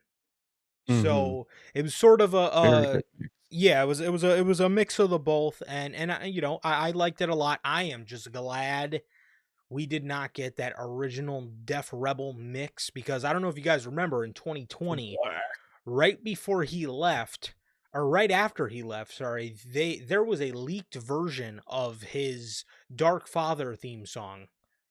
And oh my god. I mean, it legitimate, and you guys are going to laugh. I don't know if you guys remember it, because we all know this to be a Def Rebel thing to do. It literally started by saying, Aleister Black.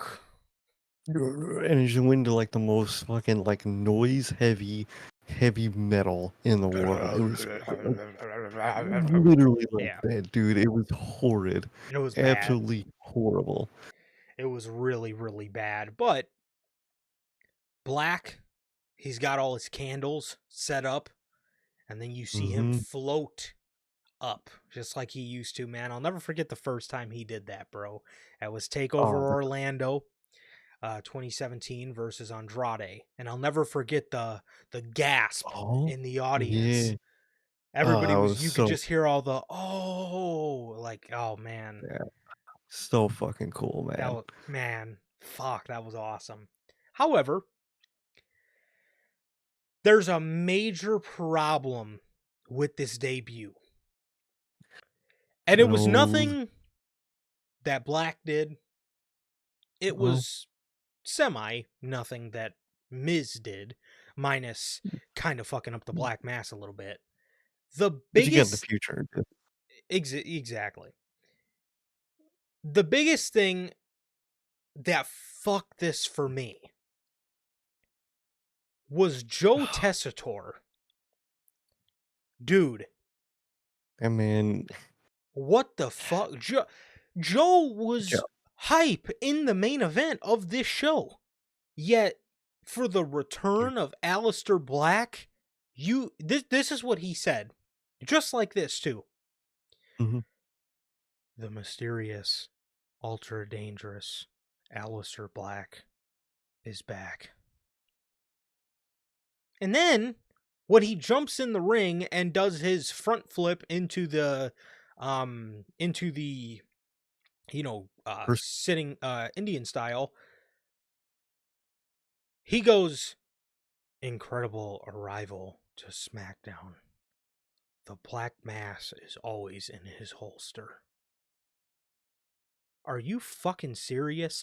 I mean, and Wade Barrett's trying to carry this. He's like, oh my God, it's been 5 years since or 4 years since we've seen Aleister Black. And he's trying to give this life, and Joe just fucking killed it, dude.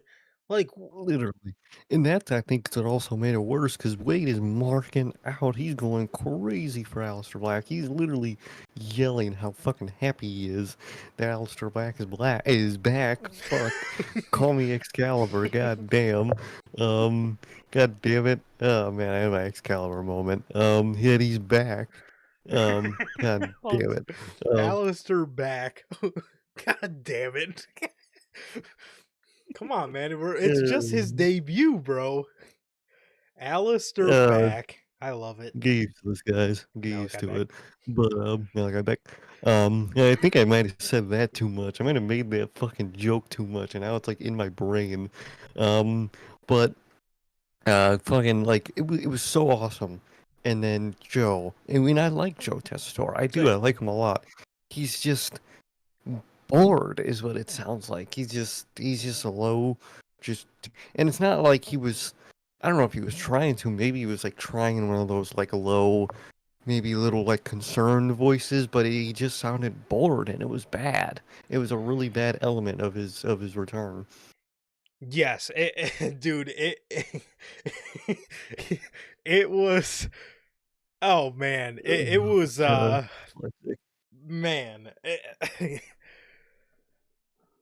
it. Yeah, it was one thing that I'm listening to, man, and I'm just saying to myself, dude, where get excited, like get Yeah, like get hype. and I can even say, dude, when he debuted in AEW, Excalibur did the sort of worried tone, and it came off Yeah, great. And you guys know I get don't like to bad. say nice things about Excalibur, No. because but even I can say when he called, when he was, I guess worried or did his concerned voice for the debut of Malachi Black in AEW, it came off great. This straight up sounded like Joe was half asleep and was Hmm. he hit snooze on his alarm clock and then decided to call for the return of Aleister Black. Literally, dude. Man, I don't know. It was, again, Miz kind of ran at him a little too quick, and it kind of fucked up the black mass. He kind of like black masked his bicep, but um for me, I mean, yeah, it was just Joe, Joe. and again, man, I really like Joe because in the main event, Joe sounded fine. He sounded Right. hype. Yeah. He sounded excited. This, the black mass is always in the holster. It's Who always in the holster. That sounded like somebody wrote that down for him because he has no idea who he is. That's really what it sounded like. Like, dude, you're WWE. Did you not give him, a rundown sheet of the guy before his debut? Something? Do your homework, bro. Do your Please. homework. That's kind of Learn part of the about him. job. Mm-hmm. As this guy's gonna debut this night. I'm doing the commentary. Let me learn some stuff, so I could talk better about him. It's that simple. Yeah. How did you feel about him wearing the contact still? I respect it. I respect the dedication, but I'm kind of tired of it. Okay. I think it would have been the perfect time to kind of, low key drop it, but I hope so. I hope, throughout a story or something, it gets healed or whatever, because I'm just kind of tired of the eye thing. But what about you? I wish he would have dropped it. Yeah. His eyes have a very, lifeless look to them. At least like Alistair, his original run in NXT when there was no contact. I thought both of his eyes, his eyes are, at least from what I remember, his eyes are brown, but like sometimes they look black. And like it just Mhm. gave it a very soulless look. And now and that's a good thing because that's what they were going for. You know, Everybody remembers, the Velveteen Dream feud where he just always had that stone face, just dead 1,000-yard stare. And I thought his eyes told a really great story. I'm on the same page with you. I mean, I respect him trying to keep up with a story from 5 years ago, but at the end of the day, it's a Right. story from 5 years ago. And like, I also, Wasn't one a thing, great story. yeah, it was Seth Rollins having a eye fetish where he'd like to pop people's eyes out of their fucking socket, but I don't know, it was weird. But anyways, but one thing about, one thing about that, like I was saying, it's a story from 5 years ago, and it's a story that again wasn't real. I mean, I could see if it was a fantastic story and you wanted that to be a reason to have people go back and look at it, but I hope this doesn't lead to him using face paint. I hope it doesn't. I was never really a big fan of that on him. I thought I thought the look of just Aleister Black in NXT, no contact, no face paint, no, he just the tattoos I thought were enough, But and the attire, ooh, yeah, I thought the tattoos were enough, and then obviously, all the tattoos with like his glossy attires, and then sometimes he would have like the matte attires yeah, with like the spiky knee pad and stuff. Like it, I thought his gear and just his look and all the look of all the tattoos did him enough justice. I don't really think he needed any of the face paint that we've seen in AEW. I thought it was just kind of no, overkill, or same thing with the with the contact. You know what I mean? I thought yeah. that would have been a nice time to do away with it, but you I know, do love the towel hood, and I hope he eventually brings that back because I I like think that. that with his WWE entrance would be really fucking cool. Um, but like you said, I think the simpler look is the way to go. The simple attire. His attires were cool. I remember I Oh yeah, forget I can tell you which pay-per-view, but I remember like that like spiky attire where like the whole jacket had like the horns on it. Um, that and might it have was been sick his as fuck. last takeover. I think It that might might have have been been. Takeover New York. It might have been. But it was always so cool, and like you said, the tattoos, that was kind of the attire, and that Yeah. fits him. And I think with a lot of the face paint and a lot of all that, it gets just too much going on. And I would have loved if they would have just dropped the eye thing. Yeah, same. Yeah, I was, yeah, never really, yeah, that's definitely a good way to put it. It was quite literally just too much going on. So, Mhm. but regardless, how awesome was it to not only see him back? He had no beard, so that looked kind of interesting. Um, but how awesome was it to see him back? And how awesome was it to see him do that spin kick and have it be called the Black Mass yet again? The end. I missed the end I'm glad personally.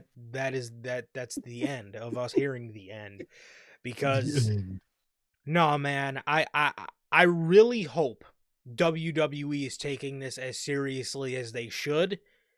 Hmm. This is a big time player that you just This got, is and this is a guy this is a guy that's going to be phenomenal, and yeah. if you want him to be. Um and I am so excited to see him back. He was one of my favorites from NXT. I love his creativity. Him along with guys like Cross, they remind us and they give us this essence of Bray Wyatt that I do. that is missed. Their just creativity and their way to just have all these little innuendos and just all these little callbacks and teases. It's just very their stories and all the stories that they present themselves in. They run deep. They really do. They run really deep, and again, that's something that reminds me of Bray, and that's not something we see a lot of nowadays, man. And I'm so excited to have him back, man. Did you see the little documentary that was done on him? I didn't actually. Um he he had a documentary done on him. I think it was by Wrestle and Flow, Hmm. where he talked about the last piece of advice that Bray gave him. Hmm. And I thought this was I thought this was interesting, or an interesting look maybe in on his AEW run, because he said the last time him and Bray talked, he had told Bray some stuff that was going on and that he wasn't really in a good mental space. And Bray told him, do not let them change who you are. And if you do not Hmm. feel comfortable doing something, then stand on it. So that made, Hmm. and that was interesting to me, because don't don't let them change who you are. What the Very fuck? interesting. What what does that mean? Yeah, it's Interesting. very interesting. Very. But yeah, thought that was interesting, man. But again, I'm elated to have him back. I cannot wait to see this guy do tremendous things, and I cannot wait to see what he can do. And I fully expect Triple H to capitalize on this one, because this is a huge return, man. This is a huge return. I mean, this guy has all the marketability in the world. He's got the character. He's got the creativity. He has great mic, underrated mic presence. He has it all. He fucking has it all, and I'm just so glad he's not going to be stuck in a worthless trios division anymore. I'm so glad, and I really hope. I remember they said when they were getting him that they were really going to use him, and I fucking hope that's true, man. Absolutely. And in the main event, we got a TLC match with DIY, Motor City Machine Guns, and the Street Profits. It was a very good match. It was a very, very, very good match, man. I wish WWE would have found the time to get this on WrestleMania. Um, because this would have been something that night one especially sorely Oh, needed. Instead of a TLC match, they decided to give us, you know, this bullshit. Um, with the War Raiders and the New Day is what they decided to give us. Again, bullshit. Um, and obviously that was a match that absolutely nobody in attendance gave a blithering fuck about. Um, and again, I think night one could have absolutely used this, because this match was as good as people were saying it was. It was very, very good, man. I enjoyed this match. I enjoyed this match very much. Everybody showed out. In the end, the Street Profits retained, but very, very, very, very good performance by all three teams. most definitely very good performance, great, phenomenal match, and why this was not on WrestleMania over the Clash of Clans match, I scratch my fucking head. 100%. So, that was everything for your SmackDown after WrestleMania. And Monday Night Raw from Kansas City, Missouri. I believe there was something you had to say about this crowd from Kansas City, Missouri. Oh, they were fucking ass, dude. Didn't pop for shit. Didn't pop for Penta. Didn't pop for Cross. And they were just a horrible either they were a horrible ass crowd, or WWE really does not know how to mic up their audience. One of the fucking two. I could very well Maybe see that. TKO is cheaping out on the crowd mics or something, because I have no fucking clue. They were hardly even barking for Braun. Hardly barking for Braun. No one did Cerro Miero. Like, bruh, no cross pop for the 2 seconds he got television. But what the fuck was up tonight, man? And people wonder why people shit on the U.S. audience. These Yep. crowds are why. This These this is crowds are why. Yes, this is why the US audiences get called ungrateful all the time, because a lot of them don't Are a lot of them don't really give a shit with they don't care to be involved. They don't care to be lively. You know what I mean? Um, you know, I can say that a lot of a lot of people in the US maybe just might be socially more, I guess, awkward or socially, Yeah. I don't know. I feel the European crowds don't have the amount of social awkwardness that the US crowds do. I could Everybody definitely see that. everybody acts as if like you're gonna see these people again. You know what I mean? Yeah, Like you're not. Like, dude, just be yourself, bro. You're like, again, literally. be yourself. And again, 9 times out of 10, you're probably not going to see these people again. But even if you are, who gives a shit? You were having fun at a show that you paid probably an arm and a leg to be at. So Yeah, have probably paid fucking like fun. $2,000. So fucking, if I paid $2,000 to be at Raw, I'd be fucking having a lot of fucking fun I'll be standing up on my goddamn chair if I paid fucking the whole time. 25K to sit in a seat. Literally, or if you see those SummerSlam tickets, those ringside SummerSlam tickets, bro, I can't forty wait for thousand Friday, bro. dollars. God. Holy fuck, man! They God. don't get the hit. We're gonna see The Rock again because we're gonna see the fucking Rock again because they're not Yep. selling those tickets. Mm-hmm. That's exactly what's going to happen. So, the show opens up with Seth freaking Rollins, Paul freaking Heyman, and Braun freaking Breaker. Seth, he comes out there, he does his shtick. He then says he knows it's difficult for people who want to chant for Punk or put their finger in the air for Roman Reigns.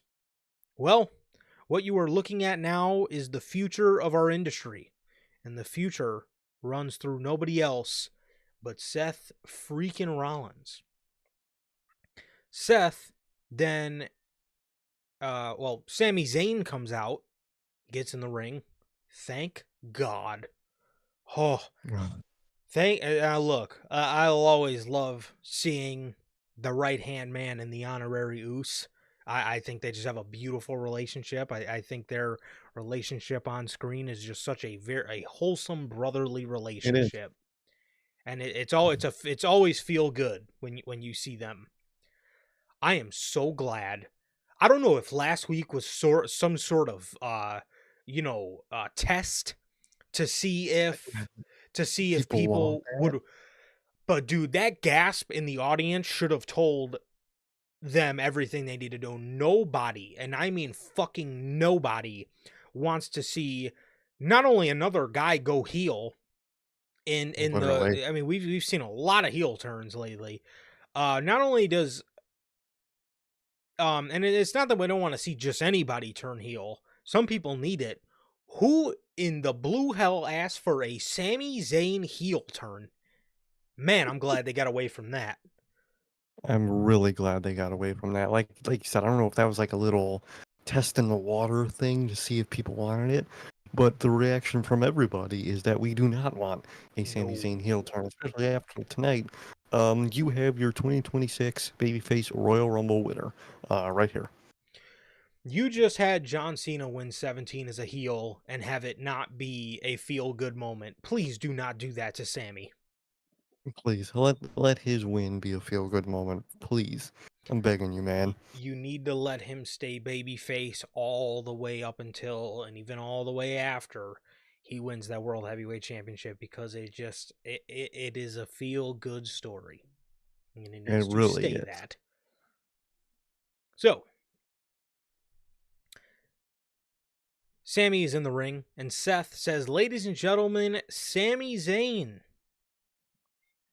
He says, "Hey, Sammy, did you catch the main event of WrestleMania?"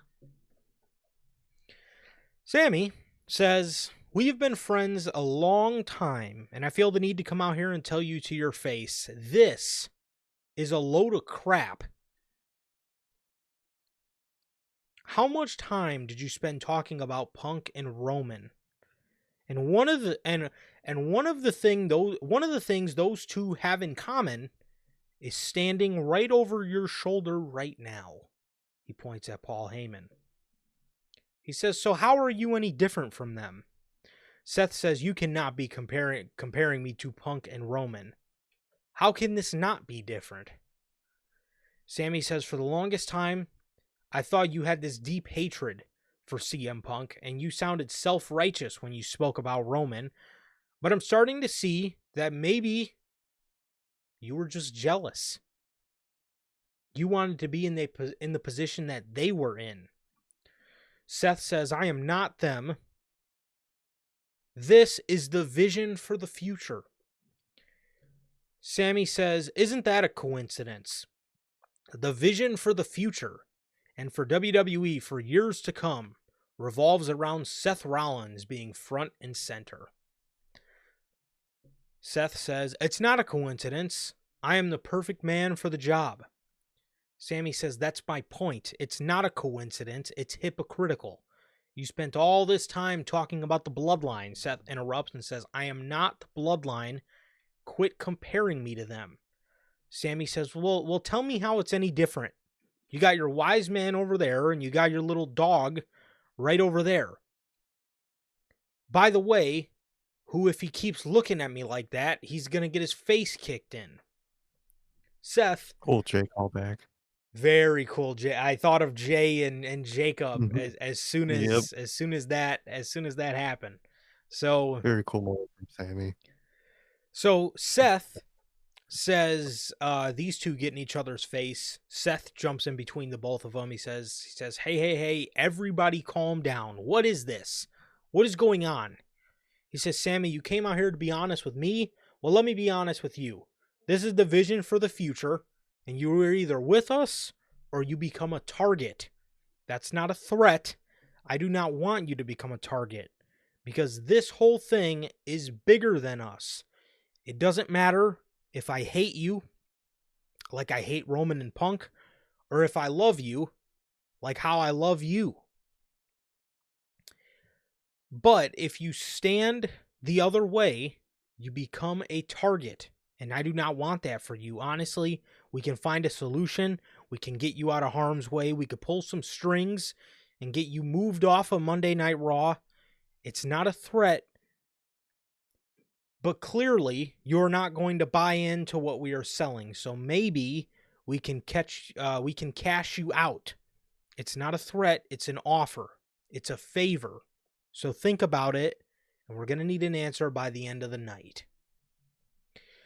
So we would have a segment between these two guys to close the show. And we will obviously get to that later. As for an opening segment, I like that they inserted Sammy into this because you're going to see what I took from this. Sammy is going to align himself with Roman and Punk, which is going to outnumber this group of Seth and Braun. They're going to need a third man. So I'm thinking maybe at Backlash or in the build up to Backlash or sometime after Backlash, whatever it may be, we get the unveiling of who the third guy is. Who that is, I have no idea. I have absolutely no idea. I see a lot of names being thrown around. It honestly could be any one of them. I'm seeing Carmelo Hayes. I'm seeing Austin Theory. I'm seeing a bunch of names. Who it is, not sure, but no, I'm very much not sure who that name is going to be. Austin Theory really is not a Triple H guy apparently, so I really doubt it's going to be him. Yeah. But it could be a lot of people, dude. I'm very interested to see who it's going to be, man. But love this opener. Love that they opened with what last week ended with. Love that they did that.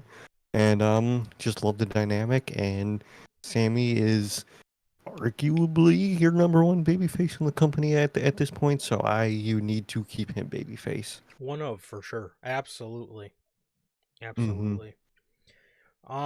Yeah, this is a great way to open, and then obviously we will get to them at the end of the show.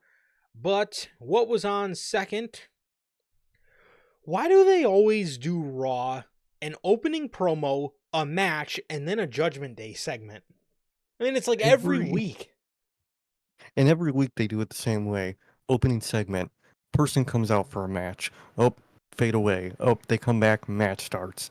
You never get, and in the current version of Raw, you don't get the second person's entrance. You only ever get one person's entrance for a match True. nowadays. And it's so annoying. I hate that. And one thing, they need picture in picture, dude. Because, yeah, I don't even really pay attention to picture in picture, but it helps so much when you realize it's gone. Because that show is just so goddamn commercial heavy, dude.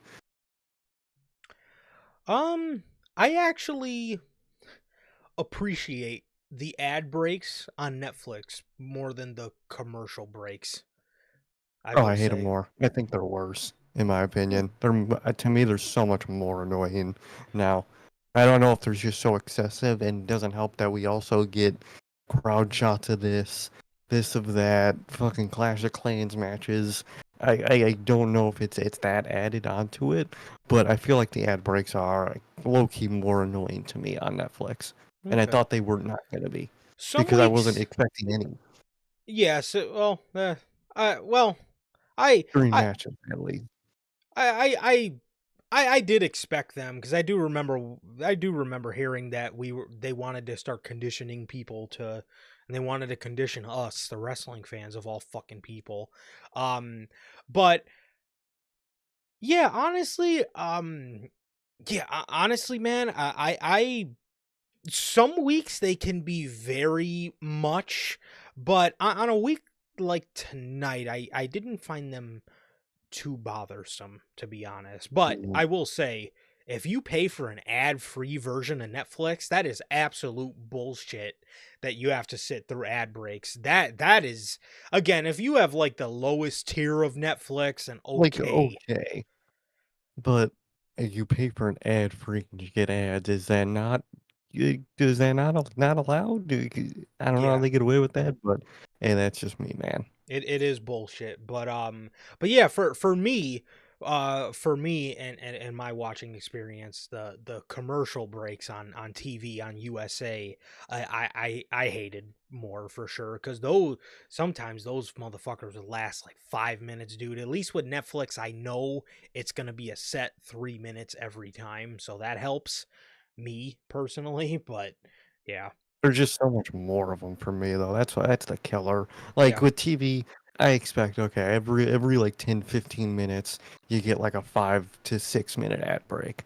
But with this, it's literally something happens, 3 minute ad break. Come back, something happens, 3 minute ad break. You damn near never get like just back to back a match to a segment or a segment to a segment, match to a match. You don't get that, yeah, and that's just it's just, it gets to my soul, dude. yeah. I get that. I get that for sure. Um, so Rhea Ripley faces Roxanne Perez here today. On Raw, Julia comes out to try to distract Rhea Ripley, and Rhea goes for a riptide. And right before she hits it, Julia chop blocks Rhea Ripley, thus ending the match in disqualification. Io then comes out for the save as they then beat up Io. Rhea jumps back in to save Io from the jumping, and then Roxanne and Julia run away, as they referred to Julia as Roxanne's running buddy. I don't know if they're a group. They team or But yeah. one thing that is worth noting, they were referred to as NXT stars. So I guess this Yep. means they're still in NXT. I, the Roxanne especially threw me off. I thought she was already called up earlier this year, I and I feel like they were that was the intention earlier this year. I think they basically like recalled it because they realized they didn't have fucking anything to do with her, and now they're just waiting on something. I guess again. Again, you're talking about divisions and one being stacked and the other isn't. mm-hmm. Raw Women's division stacked. The SmackDown Women's division could use some fucking love. So I love that they're on the show, and I love that they're getting showcased. And I do like when NXT people show up because it's really cool to like showcase them. But like, goddamn, what is going on here? Yeah, like I said, you and by this point, you have me questioning, are you going to call Stephanie up? Because I could, they did it with Dragunov last year. They showed him on the Raw after Mania, but then we didn't see him again until he got drafted. Stephanie, for the second week in a row, is being featured on Still Raw. here. So, as Mm-hmm. is Julia and Roxanne. So, are they called up? Why are you half calling them up? But then, like, if you are going to call them up, when is the draft going to happen? How can they just be hanging around, when they're, kayfabe Drafted to a street. contracted to a different brand? I don't get it. Because it also makes it so much more annoying because you have the stuff like, Seth and Sammy tonight, which is really cool of, hey, we're going to be fucking up Raw. I like you. If we can get you to SmackDown. But then you just have people just showing up to the show and they're not contracted to that show. It kind of, in a way, undermines the other stuff on the show. Yeah. Yeah, absolutely. It does for sure. So I don't really know what's going on there, or if because to me, there's no way Sean lets all three of these women go. I could see him. No. I could see him calling up, letting go of Julia and Roxanne. To me, unless Triple H really puts his foot down and says, "Figure it the fuck out," because I'm taking Stephanie, I just don't see Stephanie getting called up. I don't. No. Yeah, I just don't see Sean wanting to let her go. But I mean, again, if that's not the case, then why are we seeing them this much? I, I have no clue. Yeah, I mean it's very interesting. It is very interesting, like I said, to see what is going to be going on with all these with these three women here, and why SmackDown got none of the love for these NXT women call ups, but I don't know. I don't know. So that was that. Finn is in the back. He daps up with JD. He asked to talk to JD for a second. He says to JD, he says, "Hey man, why didn't you tell me you were returning?" JD says, "Well, I told Dom I thought the word would get back to you." He says, "I thought the word would get back to you." Liv comes up and says, "Hey, is everything okay? I think you guys should be getting ready for your match." Finn says, "Our match? What do you mean? I don't know anything about a match." She says, "Oh yeah, I talked to Nick Aldis because he was a fill-in for Adam Pearce tonight." She says, "I talked to Nick Aldis and we got you guys a number one contender match for the tag team titles against the War Raiders tonight." No Finn's fucking roster. Yeah, none. Put straight threw them boys in the recycling bin and pulled them right out a week after losing the titles. But Finn then or not Finn, Liv says, "Well, I thought you'd be okay with it because you're titleless." Finn says, "Well, I'm happy about this and I'm happy that JD's back, but can we just please keep each other in the loop?" JD's acting, like he's acting stupid. He doesn't. He's acting like he doesn't really know what's going on, and oh, I thought Dom would tell you. Oh, I thought you guys were gonna tell Finn. Obviously, I think JD is a part of this whole thing to turn on Hmm. Finn eventually, whenever the fucking day dawns on us. But, yeah, I do think JD is a part of this whole thing for sure.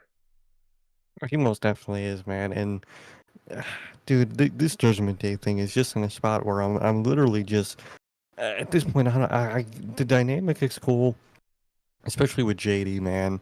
But fuck, can this?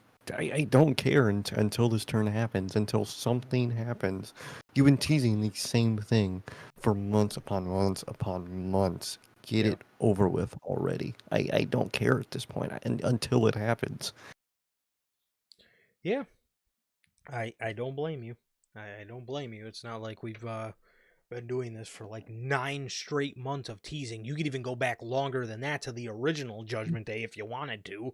This Really? Judgment Day, this new Judgment Day, dead ass, were all on the same page maybe for like a month and a half before they started teasing dissension already. So Literally. we've been waiting ever since then. And especially, with this whole, Finn Balor singles push thing, I feel like it's anticipated it for people even more just off hearing that, because people want to see Finn get pushed.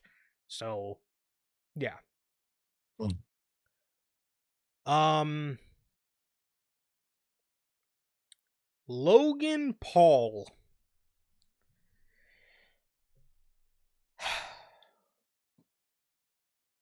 Yes, Logan. Not Logan Paul. Manager Logan. He says, "Why was Fraxium not on Raw, dude? Great fucking question. I, I have no idea. Again, the one tag division that needed help, you don't give them anything. The one women's division that needed help between Raw or SmackDown, you don't give them anything either. You, what the fuck? I I don't understand. You better be setting yourself up for the best Triple H draft so far. Will that happen? It Probably not. better be. No, it's But probably gonna be disappointing like every single one. yes, But probably. just So, move like 5 people and then fucking call it a day. yep, everybody's gonna stay on the same brand, and then there's gonna be like 3 people that move brands. Anyways, Logan Paul. He comes out here, he says he has something to say. He has to address the world. Logan says he's done about everything there is to do in this business. Except become a world champion. So, Jey Uso, consider your days as numbered. You have got to be fucking kidding me. Did they not see the reaction to this possibility last week? Everybody not wanting this, and they decide, people don't want this. So let's do this. We're gonna do this then. I, I don't fucking know, dude. This sounds fucking Oh, egregious, dude. 2 of the worst current promos in your company together, cutting promos on each other, and then the match. It's probably going to be the most stop and start, just mess. Oh, dude, what a fucking program you're putting on. Jey Uso and fucking Logan Paul. Good lord.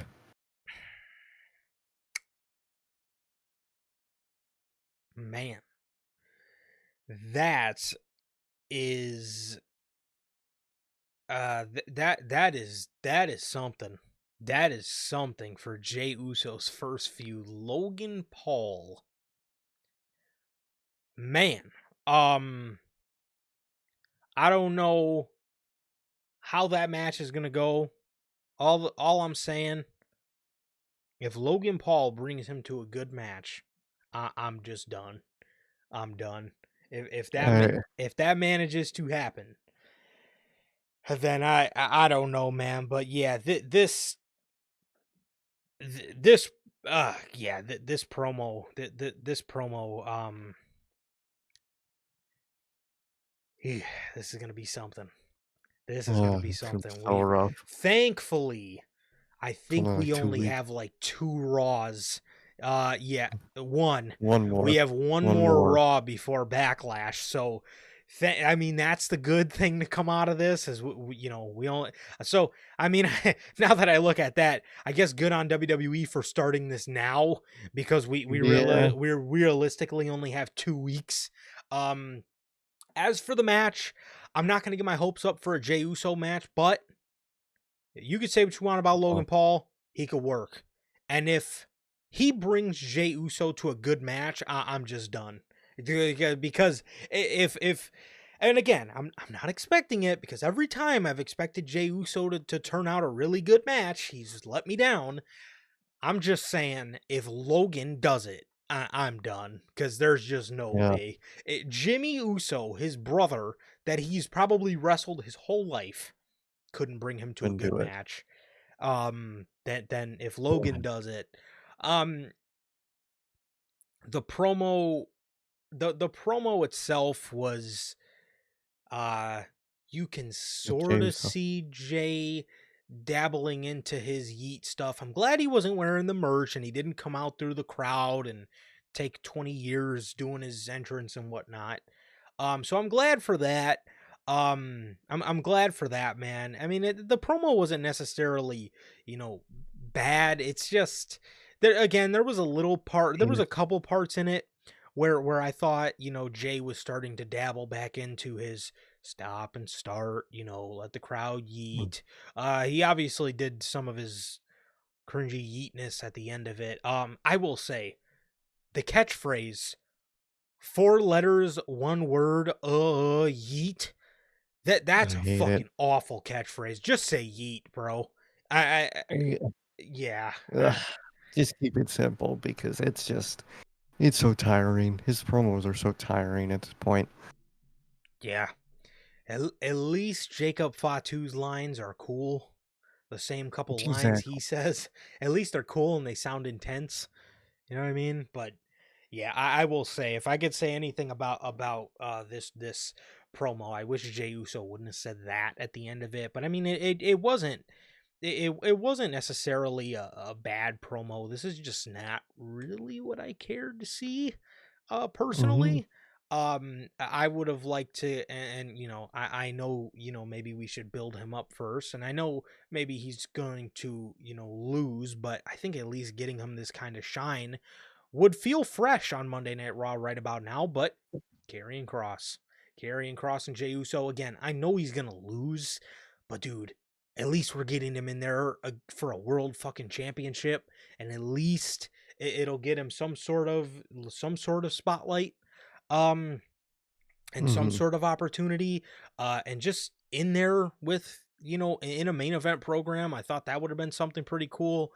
I get you got to build him up first, though. So, yes, Logan is a very bad promo. Horrid promo. You can clearly tell. Now, the one thing I'll say about Logan is at least he doesn't freeze up like somebody else on the SmackDown Women's division that's been on the main roster for about 10 years that can't handle getting booed in front of a crowd. But his dialogue, Just that's so bad. that is the one thing he's actually good at, is playing up to the audience on the mic. His dialogue, though, it's rough. It's Horrible. horrible. It's come in, say something bad about the town and the sports team, And say say, something he's young and he's a completely star. delusional. Like, Oh, every time he'll go out there and say, "Yeah, I'm better than Randy Orton." And it's like, dude, be realistic in your promos, he please. said something tonight, and I just said to myself, you did not watch wrestling for literally probably until you got to WWE. When he got to No, WWE, that was probably the first time he watched wrestling since he was like a child. Because he said something to Jey Uso, and we'll get to it in just a second. But I was just like, I do not think, and I know, people can say he's being heel, but like, you say something like that, I mean, what the fuck? Like, you just sound like an absolute dork. But anyways, Jay comes out. He says, if you think I worked 15 years to hand this title over to a punk ass YouTuber, you made a mistake. He says Gunther lit a fire under him that will never go out. 4 letters, 1 word, yeet. Logan, ass. Go ahead. Lo- Logan says, I've done more in 4 years than Jay has done in 15. Like, explain that line to me. Like, tell me how you've done more, please, because you can't. It's a dumb line. The only thing Logan Paul has done is win the U.S. title. You are talking to one of the greatest tag team in WWE, one half of the greatest tag team in WWE history, multiple time tag team champion, an intercontinental champion, a world champion, and a WrestleMania main eventer. That is who you're fucking talking to. But you've done more in 4 years than Jay has done in 15.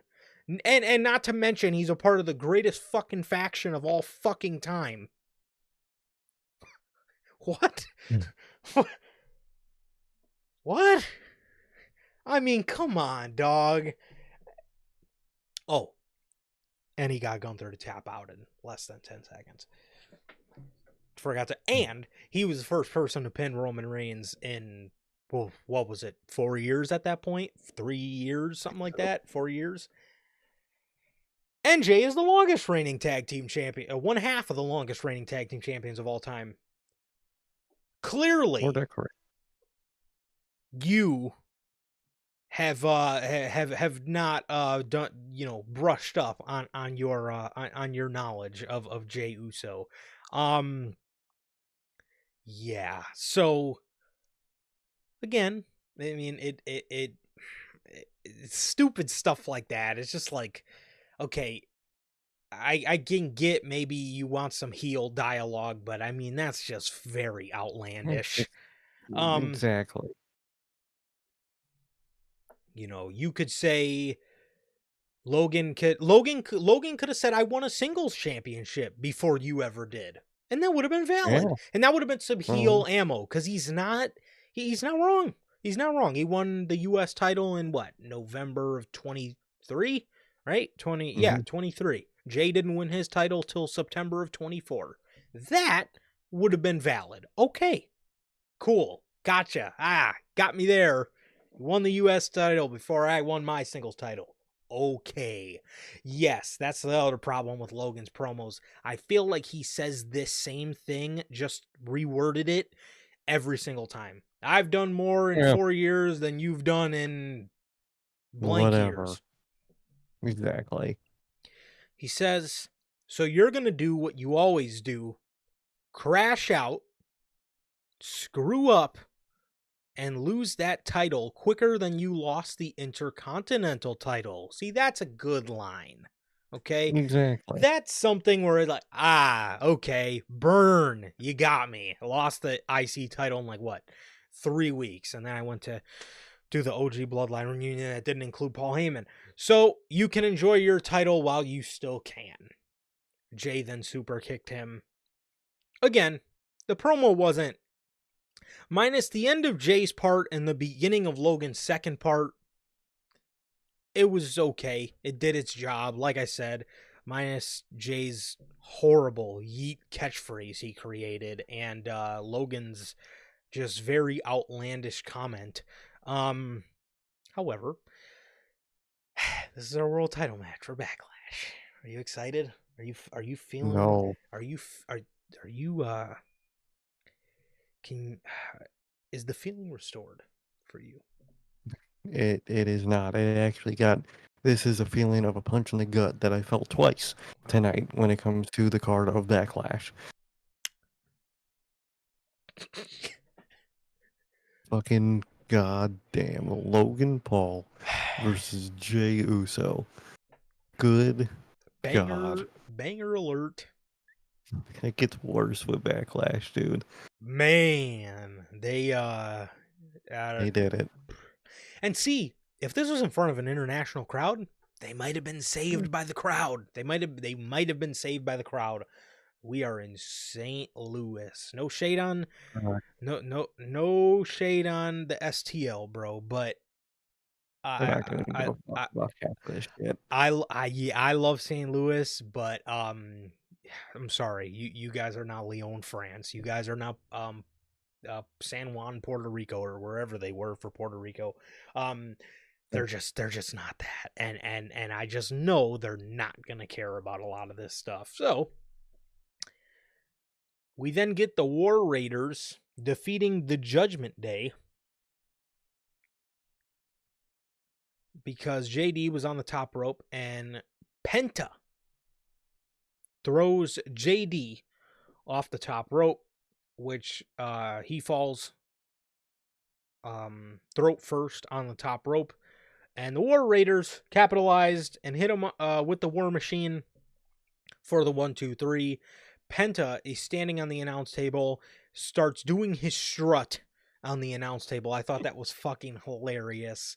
I love that shit. But yeah, there was also a backstage segment with Penta where he kicked Chad Gable right in the face. So I don't know if we're building up to that again or where exactly that's going. But Penta also did get confirmed for a match with JD next week, so that should be a banger. Tonight with Penta was the first mention of the Lucha Bros, you know, Yes. when he punched Gable, you know, and I think that's where we're heading. They keep getting Penta outnumbered by the Judgment Day, and on commentary, they're saying Penta has been having a problem with the Judgment Day of lately, and he's got problems with Gable, who outnumber him. I really feel like when this draft comes, where we're gonna get the Lucha Bros already. I really have this feeling, dude. That's such a missed opportunity, though. I think it is. I think it's a massive missed opportunity. I wouldn't do it, but I think that's what Especially they're gonna do. 100%, especially for Pentagon, dude.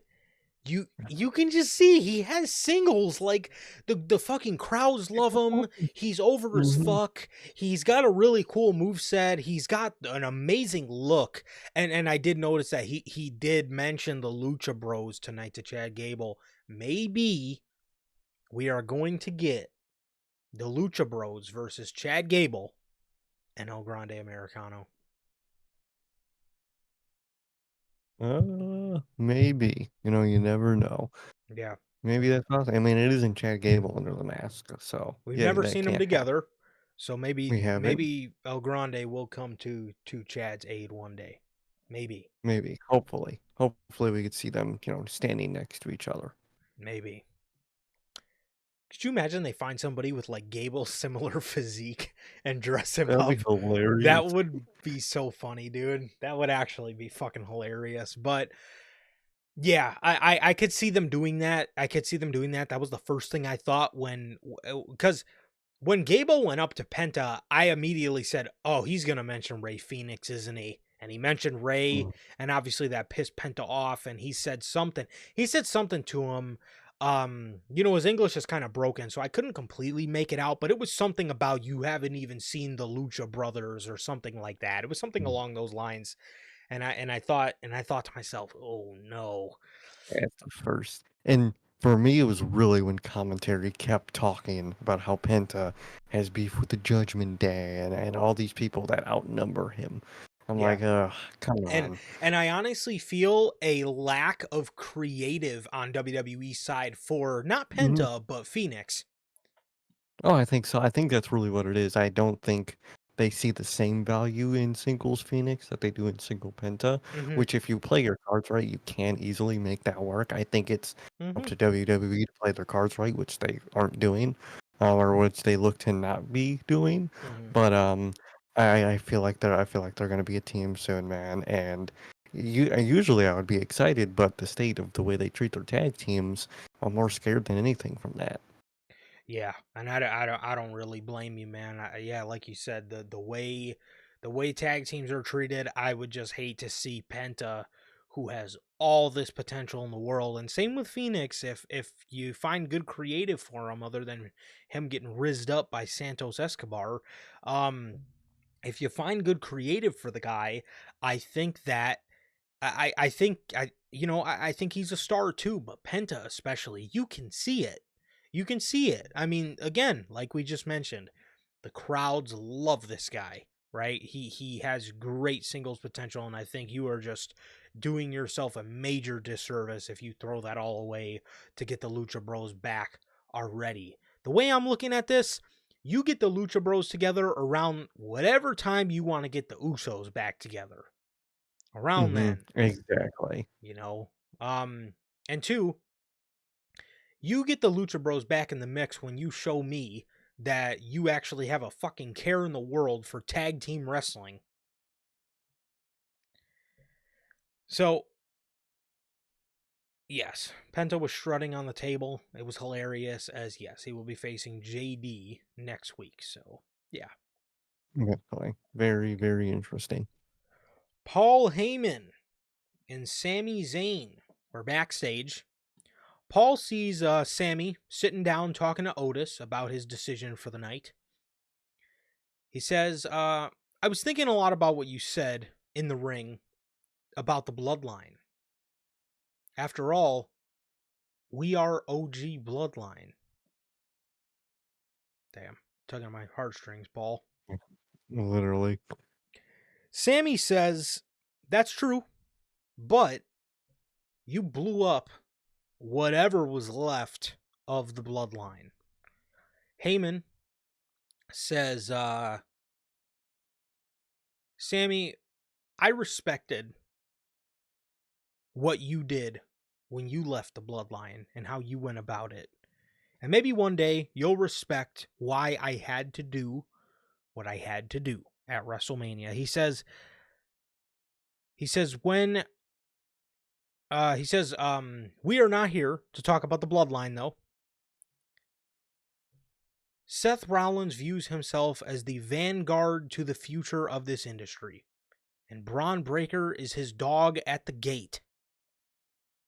He is demanding, and Braun is demanding a match with you, and we cannot say no because he has the key to our plans. But if you accept his offer, we can trade you to SmackDown as soon as Friday, and we spoke to both GMs, and we are willing to do you a favor. Upon your arrival to SmackDown, you will face the winner of Cena versus Orton.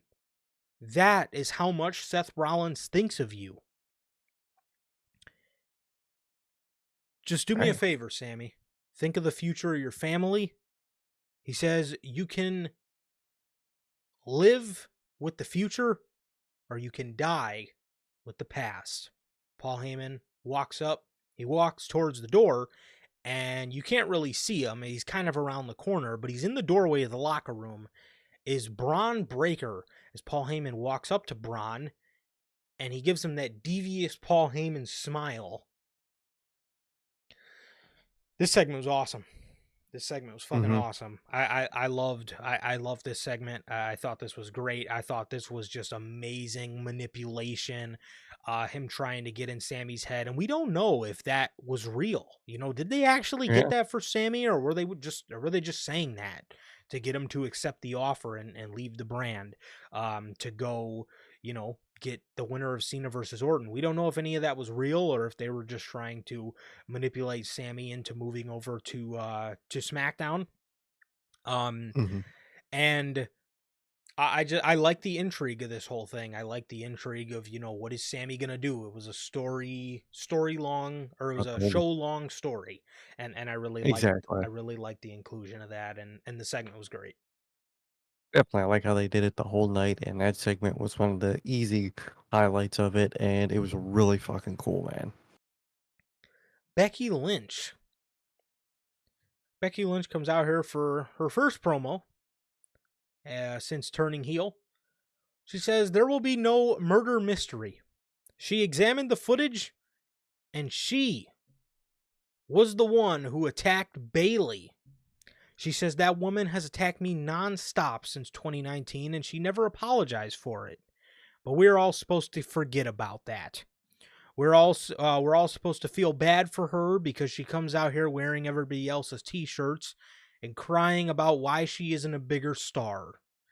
She says we all got to see a bigger star when I walked down the ramp at WrestleMania. She says that brings me to Lyra Valkyria. She says the friend of her enemy is her enemy. She says she had high hopes for Lyra, but while I was out, all you were doing was posing up for the woman that I have been fighting for the last 6 years. Even after that, I tried to get you to ditch that bitch, but it's too late. You were already too compromised. You were already a loser. But I showed Bayley what I thought of her. Lyra then comes out. She says, You had high hopes for me? Do you know how many women in the locker room warned me about you? Bailey was one of the first. She told me you would step on anybody's throat if it meant getting ahead. She says, she says, I had, she says, I had hopes. She says, I had hopes, high hopes for you as well. And it took manhandle slam after manhandle slam, but I finally got to see exactly who you are. The illusion of Becky Lynch is dead, and I'm going to make you pay for what you did to me and Bailey. She then jumps in the ring. She says, "Come on." She says, "Come back, Becky. Where are you going? What's the matter? Are you thinking about the last time we went one-on-one for the NXT Women's Championship when I beat you for the title?" Becky Lynch says, "From now on, the man only fights when it matters. And it doesn't matter in Kansas City." Lyra says, "I could have seen this coming. How about Backlash? And I bet you're not going to do it unless I put this title on the line. So I will." Becky says, "Okay, we can do that. I'm going to make that matter like I made you matter." Lyra tells her to shut the hell up. She says, "I made me matter because I am no longer interested in being the next Becky Lynch.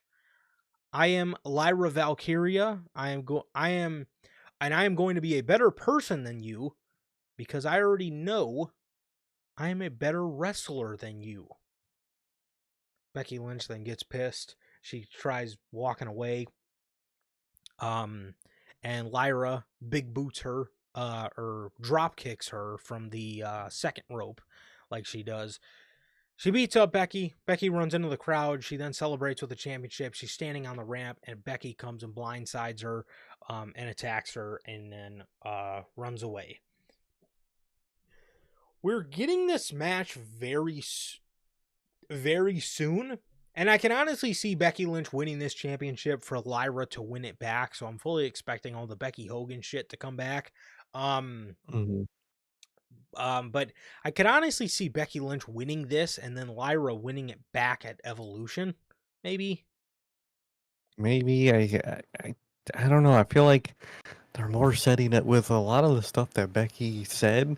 I feel like they care more about setting up Becky versus Bailey than they do Becky versus Lyra. I don't know why I got that vibe, mainly from the start of Mm, Becky's promo. yeah. And Lyra came in and kind of did shift it a lot. And Lyra really did held her own, which I'm very happy about. Not that I didn't think she could, but you have that fear when the younger person is, in a promo with the older person. You always get that fear that, hopefully they don't look bad, and she looked actually really fucking good. So I'm really glad. And I don't know, man. I want to like it more than I do. I really do. I don't know if it's heel Becky. I still have nightmares about. Um, I don't know, man, because I like it. I do, but I want to like it more than I do. If that makes sense, man. I don't know. Love what Lyra did, and I really did like what Becky did. And this is definitely easily one of the better matches on Backlash. I'll fucking tell you that. So I don't know, man. I'm happy with what we were getting, and I like it. I don't know. Something just still feels off to me about just everything with this, man. But I don't know, man. But what about you?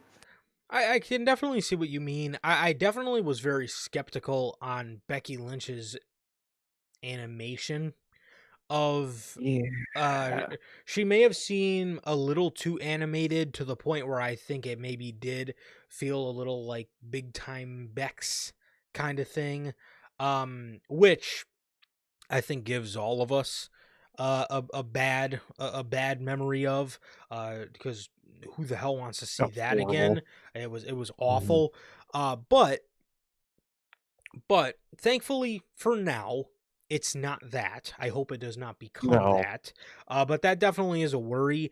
And two, what you were saying about the promo, I definitely felt a little bit. I definitely felt with her bringing up Bailey first, it set the tone for me to Yeah. say, what are they doing here? Are they setting up Lyra and Bailey, or are they setting up or Lyra and Becky, or are they setting up Bailey and Becky?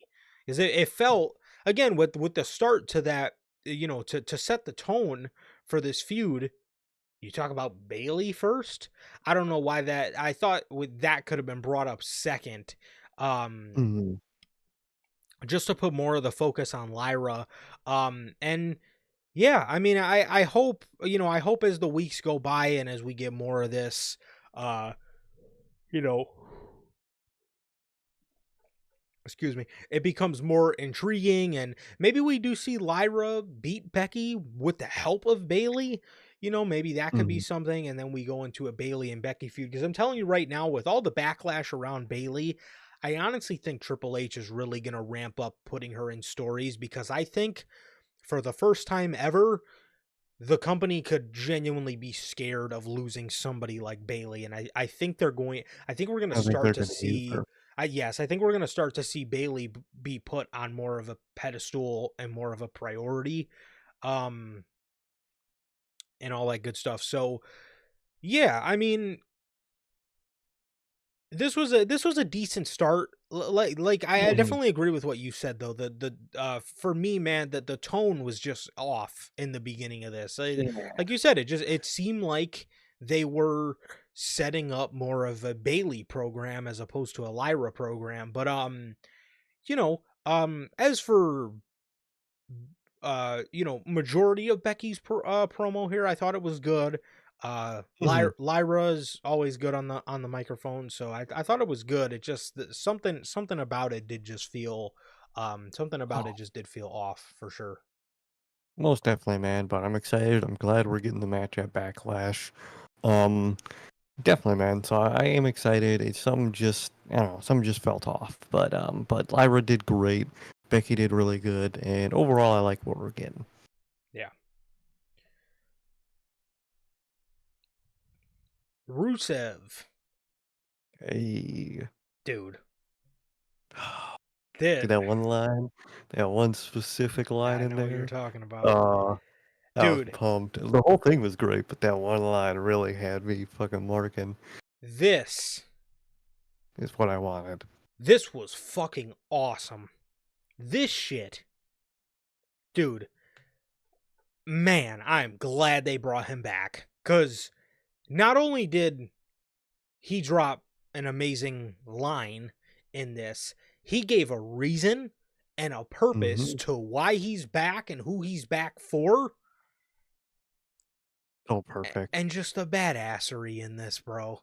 Just- I mean, I, this dude looked like a monster. I love his like preaching style promos so much. They're so good, dude. Dude, I love them. he's great. So they do a backstage vignette, and he says, "Once upon a time, I had it all.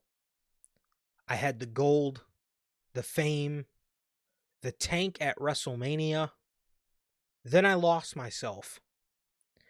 I left WWE, and on my way home to Bulgaria, I fell into the abyss. Damn. Uh, damn. But that is where I found myself. That's where I redeemed myself Ooh. Go. and fixed myself.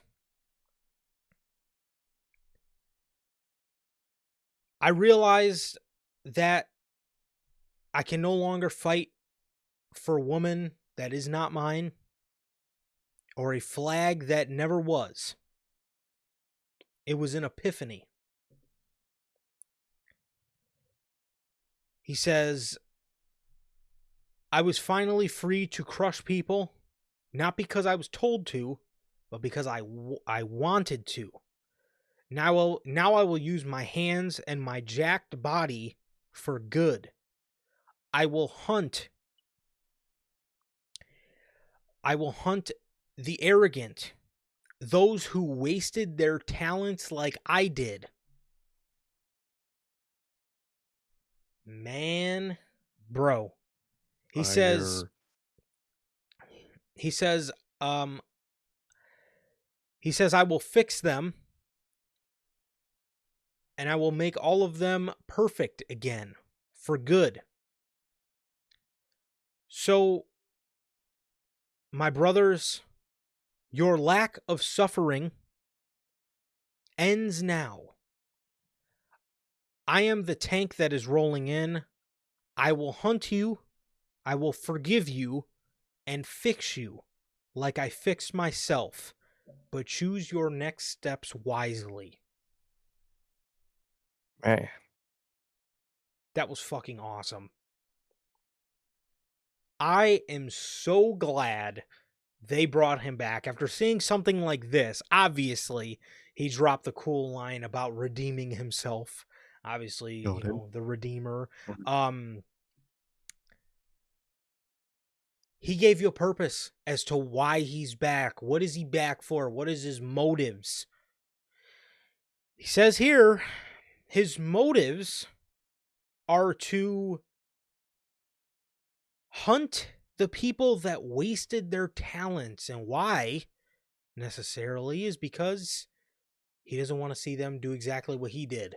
And again, have it all, the gold, the fame, the tank. And he wasted it. He threw it all away. And he's back for these people.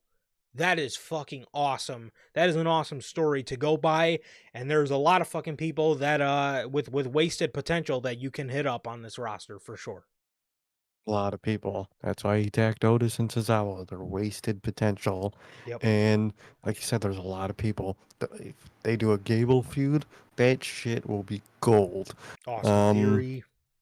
Theory, fucking dude. So many Santos fucking people you could Escobar. Andrade. Carmelo Hayes, Carmelo Andrade. Hayes.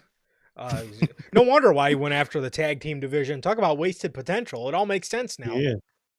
Yeah, I will just go attack Triple H at this fucking point, man. But Yeah. loved it, dude. I love the Redeemer-esque vibe, and just I'm so glad they went with what they went this for the character, and I love it, dude. I am already very happy with what we're getting, man, and I can't wait to see more of it. Absolutely, man. This was awesome. I am so excited to see him back for this, man, because man, I'm not gonna completely let my guard down yet, but coming in, I was like, the roster could be getting kind of bloated. I'm kind of scared for him. Hmm. But immediately right here, what you're doing is giving him purpose, and that is at least starting off on the right foot. So I can respect that, and I hope they stick with this because this is a pretty awesome story to go behind. Man, he was the redeemer in AEW. He redeemed himself, and Hmm. now he's here in WWE to redeem everybody else. That's pretty fucking cool, man. Exactly. It's really fucking dope, man. I love that. So Pat McAfee. Pat McAfee says he's got something to say. And he gets up on the announce table. He talks about the kind of guy he wants to be remembered for. He says he wants to be the kind of guy that is loyal. If one of his buddies go down, then they all do. They go with him. He talks about when he's gone, he wants to be remembered as a hard-working dude because he came up as a nobody from Pittsburgh. Talked about all this stuff, and then he said, so, Gunther, when you put your hands on my boy Michael Cole, I was not just going to let you get away with it. He says, Nick Aldis, Adam Pearce, whoever, I need you to lift his suspension so I can get my hands on him. Nick Aldis comes out. He says, Adam Pearce kind of lets the chaos reign free here on Monday Night Raw. I don't run my show like that. So, this is what we're going to do. You will not be getting your hands on Gunther, but what I can do is sanction a match for you guys at a later date. And that date is going to be Backlash. Pat accepts, as I'm assuming, if the graphic is not up already, we'll be seeing it within the week. At Backlash, we will be getting Pat McAfee versus Gunther. And of all things you could be putting on Backlash, you pick the squash match of squash matches with what it better be of Gunther versus Pat McAfee. That man had to tap to Jey Uso, and now he's facing a commentator. Man, dude, this wouldn't be so bad if Triple H did not have 4 to 5 matches on a pay-per-view. But the fact that those spots are so elusive, this is what you're giving a spot to? On a 5-match card, you decided to give a spot to Gunther and Pat McAfee. And the worst thing is, it's probably not going to be a squash match. That's the worst part. That is the worst fucking part about it. I wouldn't even put past the possibility of Gunther losing this match. Could he win? Yes, he should win. But imagine they actually do want to get him off the Raw brand because Jey Uso's still on the Raw brand and they want to put him back on SmackDown, where he can be away from Jey. What would make him more pissed off at the commentators to the point where they would have no choice but to move him? Pat McAfee getting a fluke victory over him. I would not put that past the realm of possibility. Sadly, I wouldn't either, man, and I really wouldn't be shocked at that happening. And again, man, if your match cards had 8 matches on it, okay. All right, I guess. Have this be a short little match. You got 7 other matches on the card. The fact that this is one of probably 5 matches that's going to be on this Backlash card, fuck. Does that suck or what? Mm-hmm. Yeah, not really a fan of this, man. Not really a fan of this. Again, Pat, from what we've seen from Pat, he can work, but like, same thing with Logan and Jey. Like, Logan can work, but who wants to see this? Like, I don't want to see this at all. Why is this on pay-per-view? Yeah. I don't know, man. I don't know, but this is what we're getting. So, and it seems to be confirmed already. So, yep. Here we are for Backlash. Pat McAfee versus Gunther. God. Oh man, that sounds tough. Stephanie Vaquer versus Ivy Nile. Seeing Stephanie again. She had nothing to do with what she had to do last week with the whole Io, Rhea, Roxanne, and Julia thing. She was just facing Ivy Nile in a regular match here. She beat her with a SVB. I don't know what that means. Stephanie Vaquer backbreaker. Stephanie Breaker. I don't know what that means. I'm assuming it means something like that because it is a backbreaker. So, but yeah, I mean, it was a decent match. Again, just seemed like they're getting her on the show to call her up, but I just don't see it. I don't see Sean wanting to give her up right now. I would be shocked. Yeah, I would be very shocked. I feel like we might be seeing her just to get a little tease for the future. I would love for her to be called up, but I doubt it, man. For sure. Liv is in the back and she's talking to Nick Aldis about taking her hiatus to go film her movie. Nick Aldis says, yeah, that's fine. All the paperwork seems to be finalized and everything seems to be good. Dom then says, well, I want some time off too. Nick says, for what? And he says, I'm the champ. I can do whatever the hell I want. AJ's standing in the room, so they hinted at the AJ Styles match as Nick tells Dominic no, yet he just told one half of the women's tag team champions that she's finalized for a leave. Why would you keep the titles on them if you knew she had to go leave to film a movie.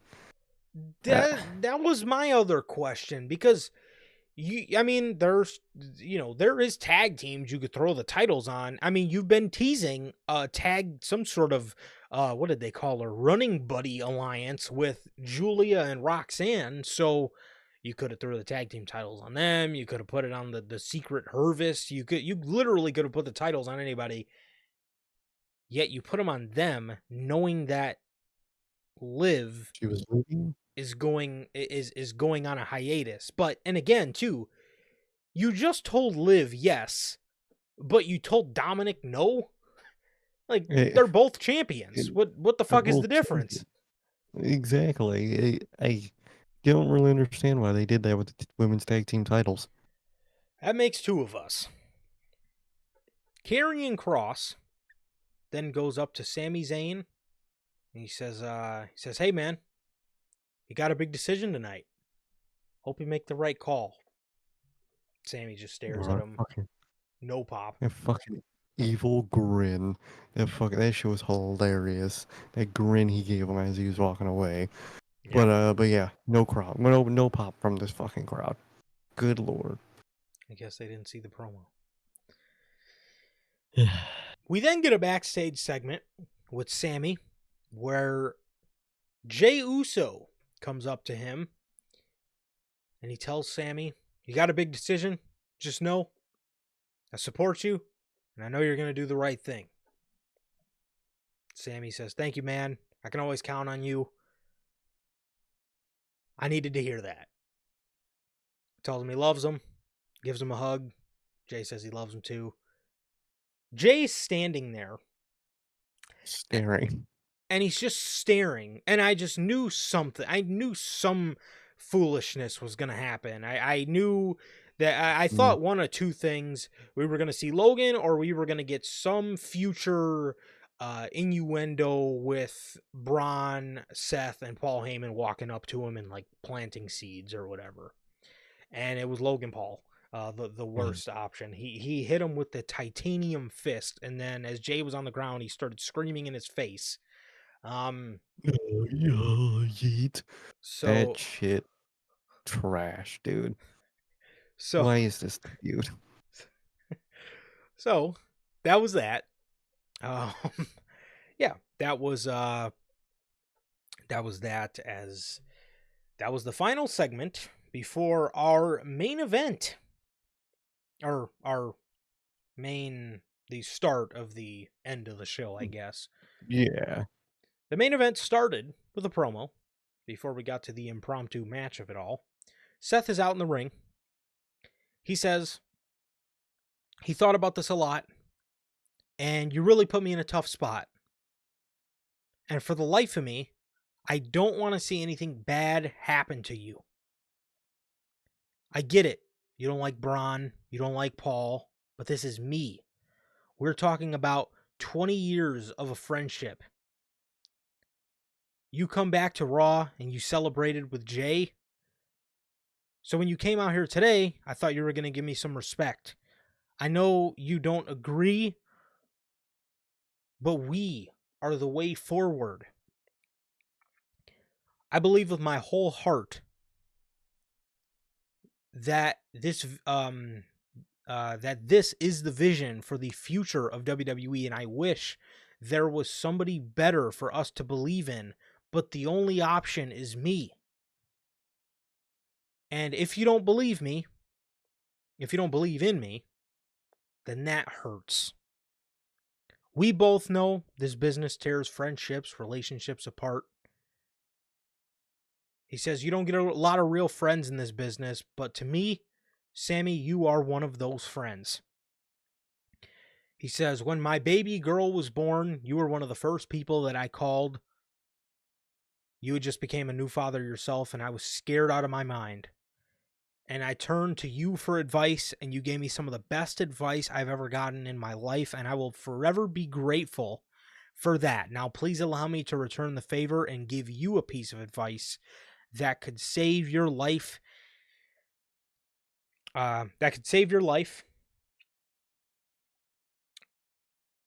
take the way out.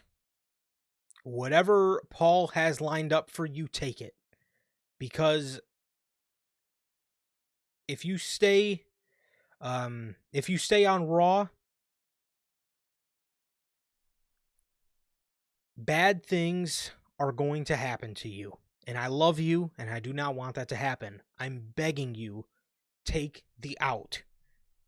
Sammy says, if I hurt your feelings as a friend, I'm sorry. Everything you're saying is true. Our friendship and our friendship transcends this business. Our kids are very close. But when it comes to everything you say inside of this ring, I think you are playing games, and you know exactly what cards to play, because you know the one thing I haven't done in my career, it nags at me. The World Heavyweight Championship, and you're dangling that in front of me. So, for as long as you've known me, have you ever known me to run away? I'm not gonna stay here while my friend, I'm not gonna stand here while my friend threatens me. He says, I have been a target 1,000 times before, and I can live with being a target, but I cannot live with being blackmailed and blackballed. I will not be threatened. I will win the WWE Championship, and when I do it, it will not be because I took a favor from anyone. It will be because I did it the right way.